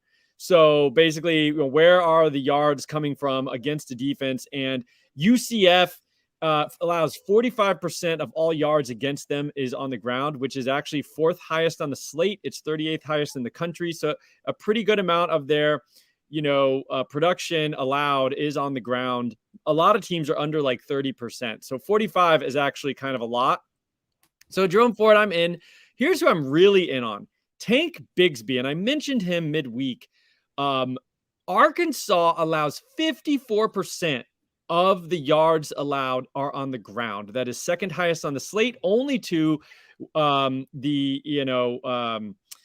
doormat that is the Missouri defense. So we're talking about a team that, I think the volume isn't as high as Missouri because Missouri allows so much, but like on a kind of efficiency basis, Arkansas just gives it up on the ground. This could be kind of a ceiling type game for Bigsby if he can get the touches, which I know he's been under 10 touches recently. I know they're giving Jarquez Hunter some, but I think at 5,800, Austin's chiming in here. Bigsby's injured, like not playing injured, or injured like 50%. Okay, Austin says he's playing but injured. Well, then maybe you go Hunter for even less. I think a running back at Auburn might be a good play today. What is Hunter at? He's at. Let me see. Jarquez Hunter. Oh, 4,100. That's not too bad. I like that. And if he can get, he's been getting 7 touches, 12 touches, 11 touches. Yeah. If he could get 12 at 4,100 against that defense, you don't need much. And Arkansas is allowing a 17% explosive rush rate. They rank 95th in opponent yards per attempt. They're 51st in defensive EPA per rush. So they're not great. We saw them shut down Bijan effectively, pretty much. But that's really the only time that we've ever really seen them excel against the run. So I'm fine with Jarquez Hunter. I think I'd rather play him than Tank Bigsby. Bigsby at 5,800 that's a good price. But if he is injured or at least banged up, they might rely on Jarquez a little bit more than we think. So I really don't hate that very much. But the real question there is, if you're going to play in the same range, would you rather play Malik Davis or would you rather play Bigsby? Hunter? I'm on Malik Davis, and he's only $200 cheaper or $400 cheaper. Really? Is he getting that much volume? Maybe I'm a Gator fan. I don't even realize. I guess he's getting a couple receptions. Yeah, he's getting about 10 to 12 touches, similar. So if you're going to, honestly, if you're talking about Davis, why not Hunter? 10 to 12 touches. It's a matchup thing, I think, for me. I think LSU is going to kind of, I'm not confident Gators going into LSU and really doing a lot on offense. I guess I'm just down on us. I'm a typical, pessimistic fan. I just, going into LSU is never a place that you're going to be super productive to me. Yeah, he's getting 12.8 weighted opportunities, and so I weight targets heavier than I do carries. They're 1.5 versus carries. Sure. That's one. And he's getting a couple, Yeah, he's running 13 routes per game, and he's getting 2 targets per game. I don't hate that. Over the last 3 weeks, he has 10 targets, which is actually almost tied for third on the team. And he's been good. if you watch the games, he looks much more dynamic than Dameon Pierce. I like him at 5,400. I'm a big fan of that play, and I have him in a couple lineups, so I'll probably that's running back that I'm playing in that range. LSU is not great against the run either. They're allowing explosive rush rate 24.8%. They're allowing defensive EPA per rush ranks 82nd. Like they're not really a scary team against the run. I think Florida could have like 250 rushing yards today between the quarterback and the running backs. I really like I think you could play Pierce and Davis. I wouldn't. The only running backs I'm stacking are Spiller. I feel like you love stacking 2 running backs on the same team. It's just a way to be really different and in good matchups. Like, I don't hate it. I think I might get in on some Hunter. Actually. It's a good call. He's been super efficient, right? Like a ton of kind of yards per touch kind of guy. All right. He's been really great. He's been better than per touch than Tank Bigsby this year. I know, but apparently Bigsby's hampered, I guess. Thank you, Austin, for that. All right. So those are the kind of guys I'm on. I'm not really off anybody. I don't think that I was on earlier in the week necessarily. Anybody for you, Chris, that you've kind of cooled on? I'm not playing Bijan this week, but we kind of talked about that thought process. Oh yeah. I mean, I love Bijan, but yeah, I'm not necessarily he's too much, and that Oklahoma State defense is pretty solid. I think that game's gonna go under. It's 60.5. I don't think we're gonna get that many points. I would be surprised if Bijan didn't get like 25 touches. What he does with those 25 touches, I'm not super optimistic about. He's 9,200. He's just too much. They're better plays, like better thousands cheaper too. Like, it's not like you're getting a little bit cheaper.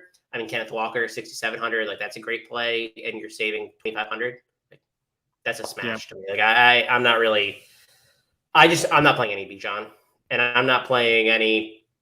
Not playing any David Bell, obviously, either. And no David Bell. I mean, I'm just not playing anyone for Iowa. Like the Iowa game and Georgia games, just no thanks. Yeah, I don't have anybody on UCF. I'm not touching them. Isaiah Bowser is playing though. He's coming back this week. So that they just said that he's warming up. He's playing, but I'm not. Oh, yeah. I mean, I'm still against Cincinnati though. No, never. Yeah. What do you think about Marquise Irving for Minnesota? I'm not playing him, but I've seen a lot of people talk about him. I mean, I have him in some C2C leagues, so I would be pretty interested if he did something, but not for DFS, I don't think. I mean, we have no idea what to expect, right? Yeah, I think people are overly optimistic about being able to project what that split looks like. Irving was lead guy last week, but I mean, I'm not ready to crown him. He is. So the thing with Irving is that he's 3,900. You're getting the lead back for Minnesota is the expectation. So I will play a little bit of him, but I won't play a lot. That Nebraska's defense isn't that bad. Nebraska's defense is actually pretty good. Potts is out. Is Irving starting over Kai Thomas? No, apparently Austin, who is our background information guy, said Irving is running with a third stringers in warmups. I've seen a lot of people talking about Irving this week from a DFS perspective. Definitely not playing him there if he's running Irving or Thomas. Hold on, you're saying who's running with third string? Irving. Oh, so then he's the guy that a lot of people were on.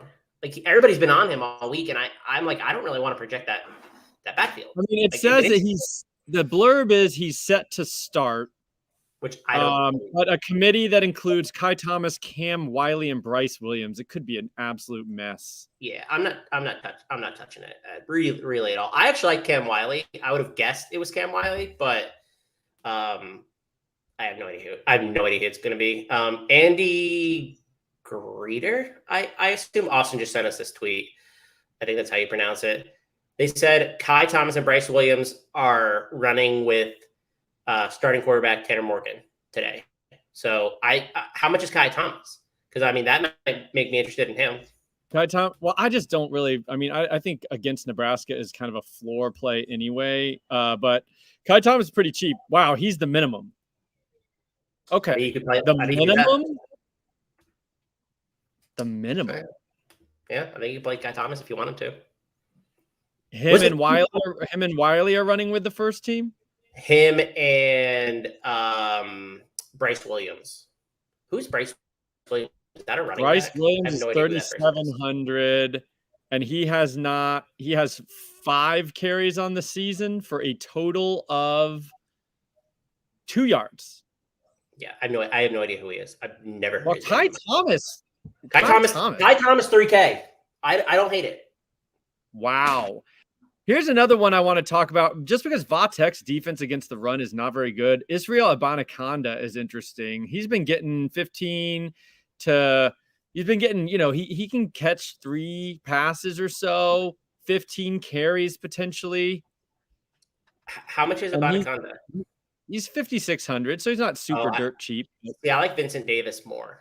Really? Because it's really a timeshare, but Davis is like 55. It's like a 55, Davis is 45 5K. time.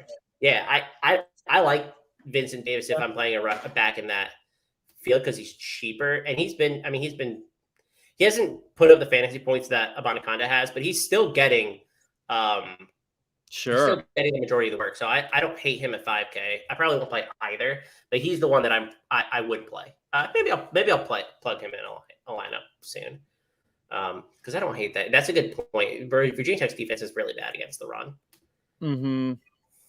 I'm gonna have to do a Kai Thomas just for fun here. Okay. All right, let's talk about our bets. Will, you want to update us with anything you're on since your 3 and out bets, and you didn't get a chance to really explain much during the show? Listen, I'm all over Kentucky. I just checked it this morning. Whoa, wow. Kentucky, it got bought down. It was at plus 22. Now it's at plus 21.5. So I may just have to hammer that again. UGA may win by 3 touchdowns, but I don't think they're going to win by more than 3 touchdowns. I know Chris is definitely against me. He thinks that Kentucky may not even score this game. So I'm hoping that he's wrong in this case, obviously for my purposes. And then again, we touched on this game earlier. I think UNC does bounce back. And right now they are at -8, but I took them at -7. So I like where they're trending with the spread there. So like UNC, and then Alabama first half -10.5. I think that's a pretty good play right there because -17. Chris and I are pretty much on the same boat. That's a little bit too high, but I like the first half there with them. Now, guys, listen, we have to do this every single week. You know what it is. Yale at UConn. We gotta do it every listen. We just have to put it out there. Who do we like? What are we thinking right there? Yale -3.5 against UConn. What's the Yale money line? What's the Yale money? Yale's been playing pretty good.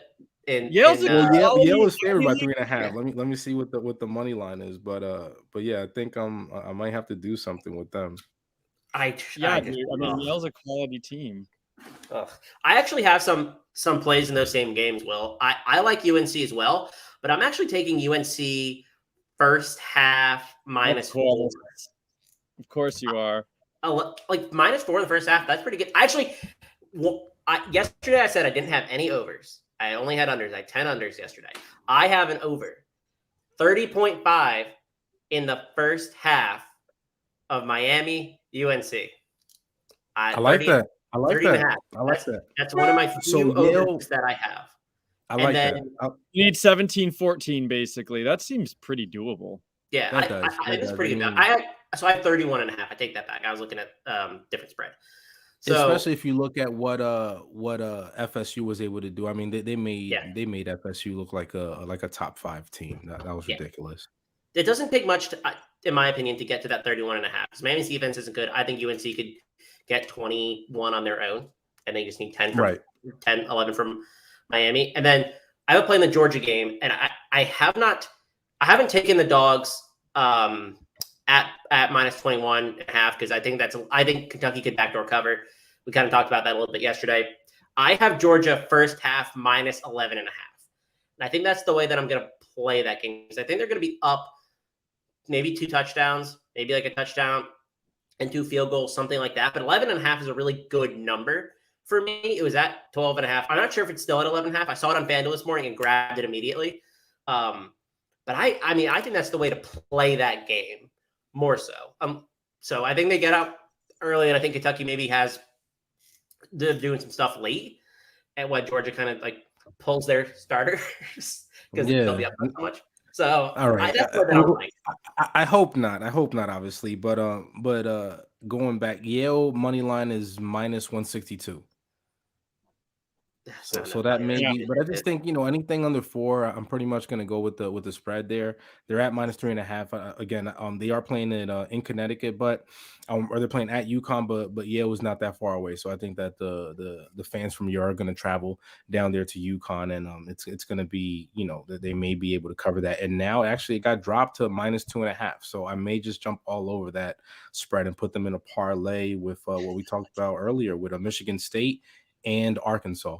Put them in a little 3-team parlay, and see if we could get some adult beverages at the end of the day. Oh, So, yeah. So I am in on Yale because I saw a picture of Handsome Dan. Their mascot is a bulldog. Really, he's looking really cute this week. Look at it. He's got sweater on. Like, there's no chance. I saw Handsome Dan and I was like, shit. I don't think Handsome Dan. Handsome Dan was looking sharp. Handsome Dan. All right. We got Ole Miss. We got Ole Miss, Alfred. We got Ole Miss. I like them there to pick them right now. Love that. And then Arizona. So they were -3.5, and now they're at a pick 'em. So there's got to be money coming in on Tennessee. A lot of money coming in Tennessee. Listen, they got a lot of alumni down there, a lot of boosters. So I think that's pretty much what drove up the deal. So I'm gonna go with them. As we know, sports betting is legal in Tennessee, so I'm pretty sure everybody ran and tried to take Tennessee, but that's not going to deter me from taking Ole Miss. And then Arizona State, I like Arizona State money line. I think we're all on Michigan State, as we said before. Now they're down to 3.5, so I love that line. And then I'm gonna close it off with Arkansas -4 against Auburn. Arkansas -4 against Auburn. I like that. I think it's at Arkansas, right? So, yeah. I mean, this should be pretty good. Some lines I did not mention on 3 and out. I've got the Auburn Arkansas under 53.5. I like that. UNC, I'm still iffy. I'm not sure I'm going to play it. I think they should cover 7. I mean, I just think they're going to smoke Miami, honestly, because I think Miami is kind of a program. I mean, both these teams seem to be on the downswing, but I think Miami's about to implode, and I think UNC still has a chance to kind of right this ship. But that's probably a gut play. I'm not sure I'm actually going to do it. And then here's a nasty one, but like Chris and I were talking about earlier in the week, value can be had in these unusual places. Bowling Green, Northern Illinois, under 47. I just kind of like that at Northern Illinois. They play pretty tough at home. I think these defenses are going to kind of dominate this game. And I like that under 47. One I was on before, TCU Oklahoma. Unfortunately, I've already placed that bet over 63. But now, and we should talk about this, I guess, for the evening slate, transitioning maybe there. But Dugan and Zach Evans are questionable. And I guess we won't know. I think they're going to play. I hope so. I think we got some Gary Patterson gamesmanship going on here. Oh, you got to love gamesmanship. Yeah, I think he said 30 players were injured. He was we got this person injured, this person injured, this person injured. I'm like, Gary, man. Gary. Come on. You got it. You got to shape up, dude. Don't play us like this. I think they're probably probable if we were going to give an NFL designation to it. I'm not really concerned. I do like the under in that game to just because. But I'm not touching it because I don't really have a good feel for it right now. I love that over. I just think that Caleb Williams is going to pretty much just do his thing from kickoff, and then TCU, like I said, they're able to put up points. So you got both these teams in the top 20 scoring offenses, and then their defenses are not that good as we've seen. I just think that this is going to be a classic Big 12 shootout matchup. So I'm looking for a lot of points to be put up. Like I said, I'm all in. I'm like you, Alfred. I already went all in on the over for the game. So I just may take a second look over here before kickoff. Obviously it's in the late slate game, but I may take another look at the first half over, because I think that they may be able to put up 38 to 41 points combined before halftime. What is the first half over? Because you could talk me on playing that more so, I think. Now, would you go over or under, Chris? I think I would go first half over depending on what the value is currently. Okay. Because generally first quarter and first half are like 20 to 21% of the total. Because it's generally like lower scoring in those quarters. 31 and a half. I mean, listen, 31 and a half is nothing. 31 and a half is nothing. I mean, that's I love that. You like it, but I love it. So I may have to go ahead with that, especially since I'm already, like I said, I'm all in on the over 63 and a half for the game. So yeah, I'm not looking good. I don't think I can get This is there. another game, and we talked about this yesterday, Chris. This is a live betting game right here. Yes, it is. This is definitely a live betting game. Yes, if it's like 20 to like 14 in first quarter, like I will play the over. I do not generally go into games betting the over, but I will live bet an over because I think that makes a little bit more sense based on because I play a lot of unders, obviously, but I like to play live betting overs. I think that's kind of how I like to roll. I actually have another over if you want to hear my second over of the day, which is the only other over that I have. Cincinnati over 9.5 in the first quarter points. Yes. First quarter bet. Oh, dude, I bet first quarter all the time. I'm just like, I actually have Cincinnati 6.5 first quarter as well to cover. And then I have them in the first half 12.5. And I don't have a play on the total cover, but I have multiple first quarter Cincinnati plays this week. So I do think that this game is going to get out of hand fairly quickly. And already, I mean, Cincinnati's going up to minus 22. Yeah, I mean, they may put up 24 to 27 points in the first quarter. So not in the first quarter. I'm sorry, in the first half. So I do like that. I just don't think that UCF is going to be able to go ahead and contend with these guys. And again, you got Cincinnati as at number 3, and you got a potential Heisman there. So I think he knows what's going on, and he's going to take advantage of this game. So here's an interesting question, and I've seen a couple people play this. It's been chatted about a little bit, and I think it's fairly interesting. Cincinnati over 38.5 team total. I don't hate that because no, their defense is pretty good, and if you saw what they did last week, they were able to convert some turnovers into points, and they ended up with 52 points. Albeit it was Temple, but again, I mean, I think that it's going to be a good situation today, and I think they're going to be able to do more of the same today. 30 and even put up some points out. Yeah, I like that. Their 30 is definitely a good number. I wouldn't. Yeah, they could put up 41, 42 points for the game. I don't think that's far out there for them. Yeah, so that's a game where I have multiple plays. Like I have a lot of plays in that game. Especially the first half, first quarter, because I did this last week with Cincinnati against Temple. I did it with Coastal Carolina, Arkansas State. I did it with Florida Vanderbilt. These high spreads, right? These teams come out firing at the beginning, and there's value in the first quarter. There's value in the first half. So I like to play those high spreads that way rather than going in on like the total, because there's always the risk of the backdoor cover. It's like that's why I'm playing Cincinnati this week, and I really like to play that way rather than 21. I think it's 22 currently. So that's the way that I'm approaching this game, at least. I have to say, I've been messing with my lineups. So I'm going to end up having quite a bit of Kai Thomas. I mean, 3K on a team that wants to run the ball. If he's going to even get 12 to 15 touches for 3K, I mean, on a team that just really wants to run the ball. I mean, I think that's a great play, and it just lets you get like, Martinez and Howell stack kind of thing, which is difficult to do, but it allows you to really get exciting with expensive quarterbacks, which I kind of think is the way to go. As I'm thinking about it more and more, Bohannon, I just don't know. He's 6,300, but I've seen a lot of people like the under there, and just most people think it's going to be a terrible slugfest type game. I'm not sure the ceiling's there that I thought was there before. I have them projected to score between like 28 and 32 points. So, I mean, he has the rushing, which is the nice part. Yeah. But so does Martinez. So does Sam Howell. I mean, a lot of these guys have rushing. Well, Sam Howell's the best dual threat quarterback in the country currently, which is crazy. Yeah, he's 3 games of 100 yards on the ground. That's insane. Yeah, I don't think he's going to do that this week. I don't think he'll have to, but I do. I still like Bohannon for that reason. You're just getting a huge savings. I mean, he's just 6,300, right?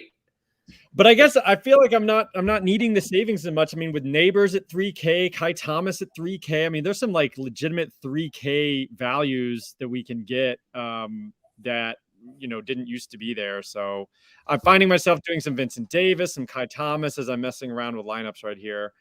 Just to let you inside my mind. All right, we got 15 minutes. That means we're going to keep an eye on injuries, and we got to do prize picks, and we got to try to get to the night slate because their night slate's actually going to be super fun. We got Ole Miss, Tennessee on that thing, which is going to be out of control. So prize picks.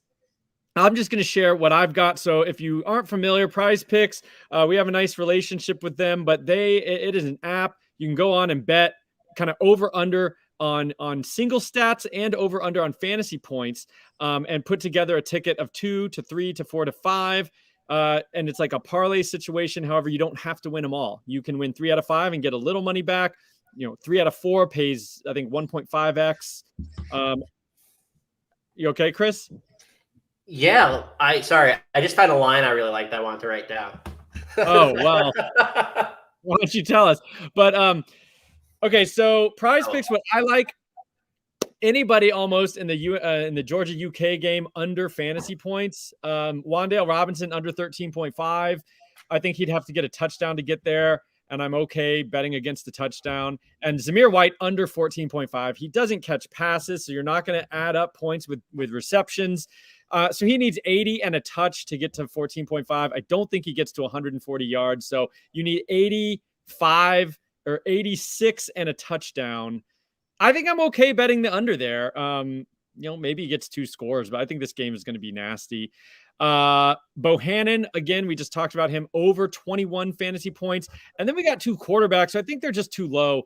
Tyler Van Dyke over 15.5 fantasy points. Chris, I know you're going to like that one. And Chris's own Luke Doty out of South Carolina going up against Vandy. Give me over 14.5 fantasy points against Vandy. It's freaking Vandy. They might be worse than UConn. Yeah. They play UConn? Yeah, they beat them. Okay, they beat UConn. So they're maybe not worse than UConn, but I think that game was way too close. Also, Marvin Mims. So Chris or Will talked about Caleb Williams. That offense could look very different. Caleb Williams last week really zoned in on Marvin Mims and gave him the targets that he deserves as the best receiver on Oklahoma, maybe one of the best receivers in the whole country.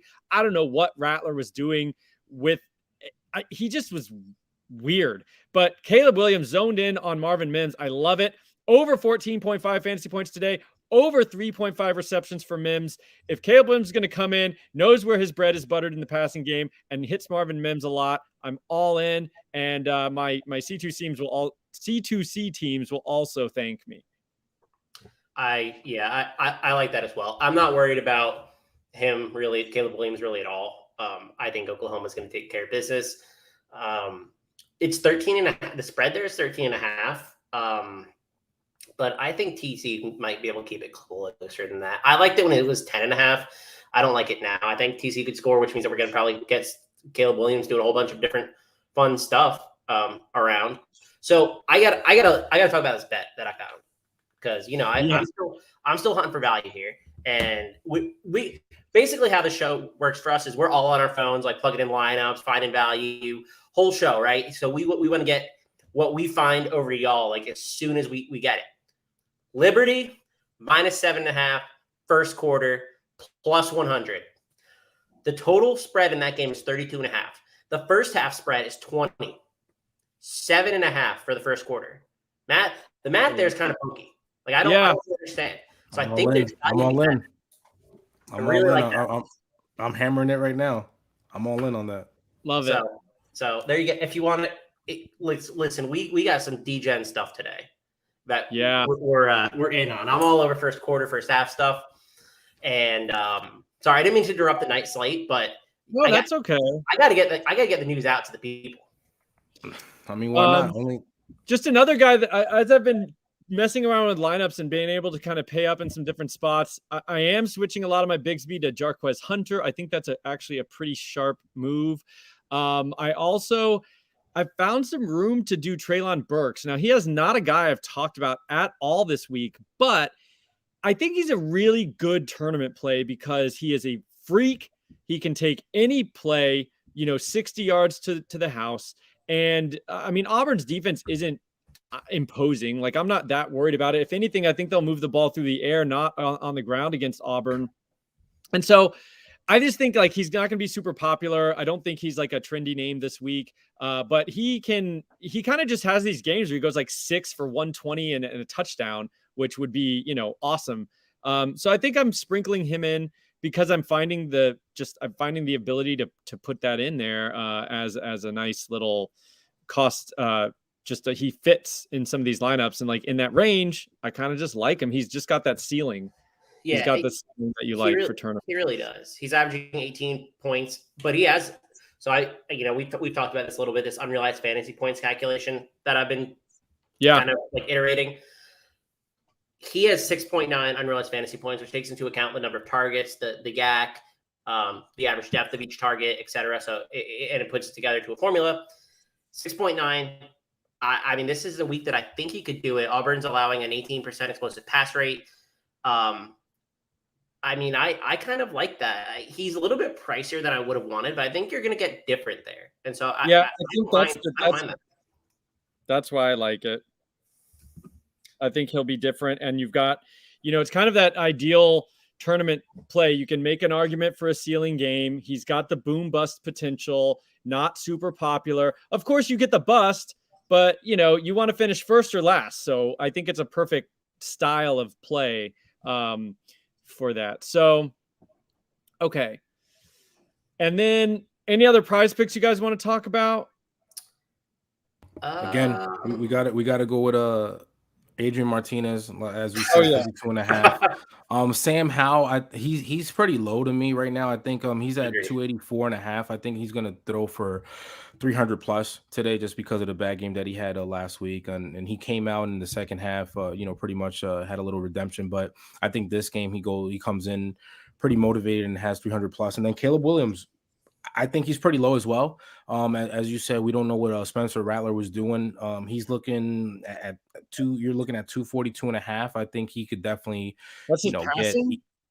Passing yards. So what's his rushing, actually, that's also kind of interesting.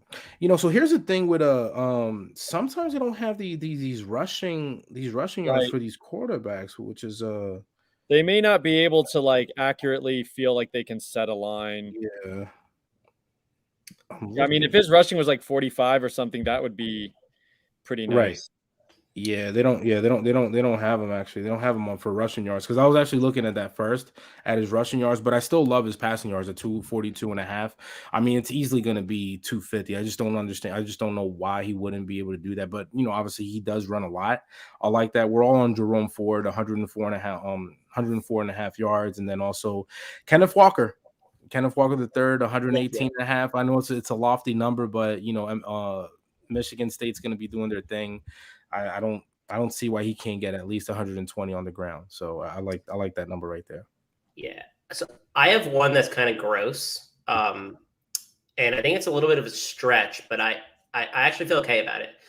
Gunnar Holmberg over 1.5 passing touchdowns. He's only done it once this year, and last week against Georgia Tech. But that game is going to be high scoring. I'm not worried about the Virginia defense. They rank outside the top 30. They rank bottom 35 in explosive pass rate, opponent yards per pass attempt. I think they can move the ball on both the ground and through the air. I don't hate it. I think it's gonna be a high scoring game. I think they're gonna have to play a little bit of catch up. So I don't mind Gunnar Holmberg 1.5 passing touchdowns. I'm also on Sam Howell. I'm on Tyler Van Dyke in the same game. 212 is, I think, too low for him. Yeah. I think that 212.5. I think they're going to play catch up. And then the one that I talked about earlier that I want to bring back up because I think it's a really good value is Mikey Keene under 192.5. Yeah, I don't think that's going to 192. Man, he's been bad too. Like he's been nothing. Yeah, I So on my prize picks, I always actually put the over. So that's one of the ones that I actually Emma. I found that too. I don't know what it is. I can't ever seem to find unders that I'm really excited about. Although I will say this, I was looking at the lineup, right? I was looking at the lineup the other day. Mims for or I'm sorry, Michi for Alabama may go with the under on him. It's just for some reason he just hasn't been able to get those targets in the games. So for who for Alabama? Michi. Oh, Mechie. Sorry, Yeah, Mechie. yeah.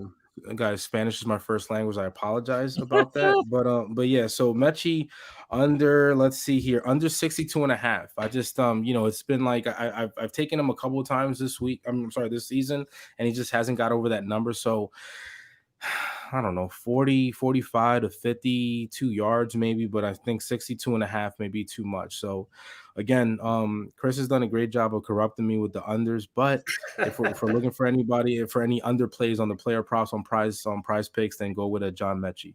There's value in the unders, man. Always value in the unders. Ooh, I got all right, let's talk about this night slate. Usually we like to just touch on it. We got about 5 minutes here, and there's no new big injury information that I can see coming in.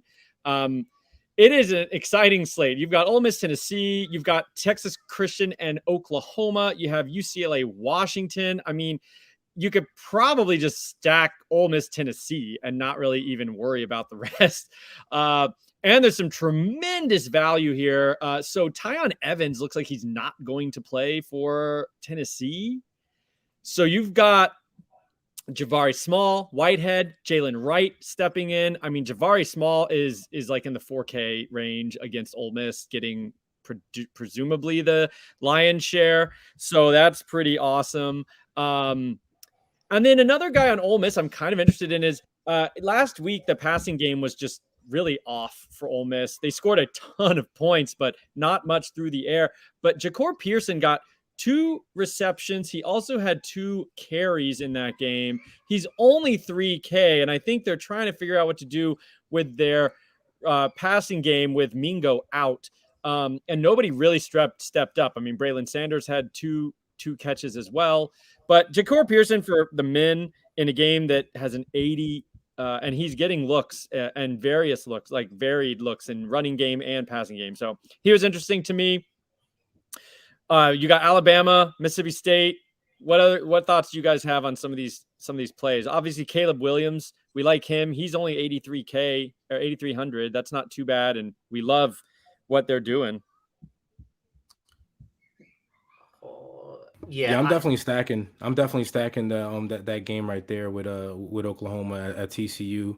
I'm sorry, the TCU game there. I just think that they're going to be able to score a lot of points. So, like that, and then also, yeah, Caleb Williams. We're gonna, like you said, they don't have him on Prize Picks, but you could definitely take advantage of him on DFS. He's going to have some yardage. I think both on the ground and on the air is going to be able to do it. I think him coming in as a known starter. After the game last week, they're going to be ready, and they're going to pretty much build the game plan around him. So Caleb Williams is going to definitely be my guy there. I think I'm taking a lot of the secondary receiving options at Tennessee this week. Yeah. Well, I was trying to figure that out today. Who are the secondary options in your opinion? So I think Tillman's been pretty involved. We just haven't seen him throw a lot, so it's kind of hard to discern. So I think Tillman is probably the guy that I'm targeting. He's 4,300. You can target Peyton. He's 4,700. I'm honestly fine plugging in Velus Jones Jr. He's been the guy, and he's only 6,600. Yeah. I mean, I think you have to play secondary receiving options in that game if you want to do pretty much anything today, in my opinion. Like, that game's total's 82.5. I mean, like, I don't think it's gonna hit it. Velus Jones, if you want to hit one, I'm partial to. I love Jalen Hyatt, but he just has not been, center of the attention there, which is surprising to me. But I love Jalen Hyatt. He's really cheap, 4,100 or something like that. So I think you could think about Jalen Hyatt for sure as well in that game. But yeah, you definitely want a lot of exposure to that game. And then Brian Robinson for Alabama. I mean, he had like 25 touches or something last week. Now that Jace McClellan is out, they're going to feed him. I think they're just going to wax Mississippi State. So he's expensive, but I think he's worth a look for sure. And then going with this theme of rushing yards allowed, Washington, 55% of the yards allowed to that defense are on the ground. So I think you can look at DTR. I think you can look at I'm not playing DTR. Charbonnet, just for rushing upside. Yeah. You say Charbonnet, I say Chardonnay, but yeah, I like that. I don't know, Mox. I think a DTR should have a decent game as well. He's gonna have to do some things on the ground as well, right? So you're looking for points. I mean, you're gonna have to rely. I think that that defense may be able to do some things in the passing game. So he's gonna be held to or be required to do some things on the ground. So I like DTR, and I'm also looking for him to go ahead and get at least one rushing touchdown out there today. So DTR may be a good play, but again, listen, my man Mox comes to you with the data side, and I'm pretty much shooting from the hip here. So if it works, then like, where did he come from with that, Will? I don't know, but my man Mox has that data. Yeah. All right, it's noon. We got kickoff. Let's go, guys. Good luck. Good luck, everybody. Good luck, boys. Good luck, everyone. Let's make that money. Get some adult beverages after. Let's go.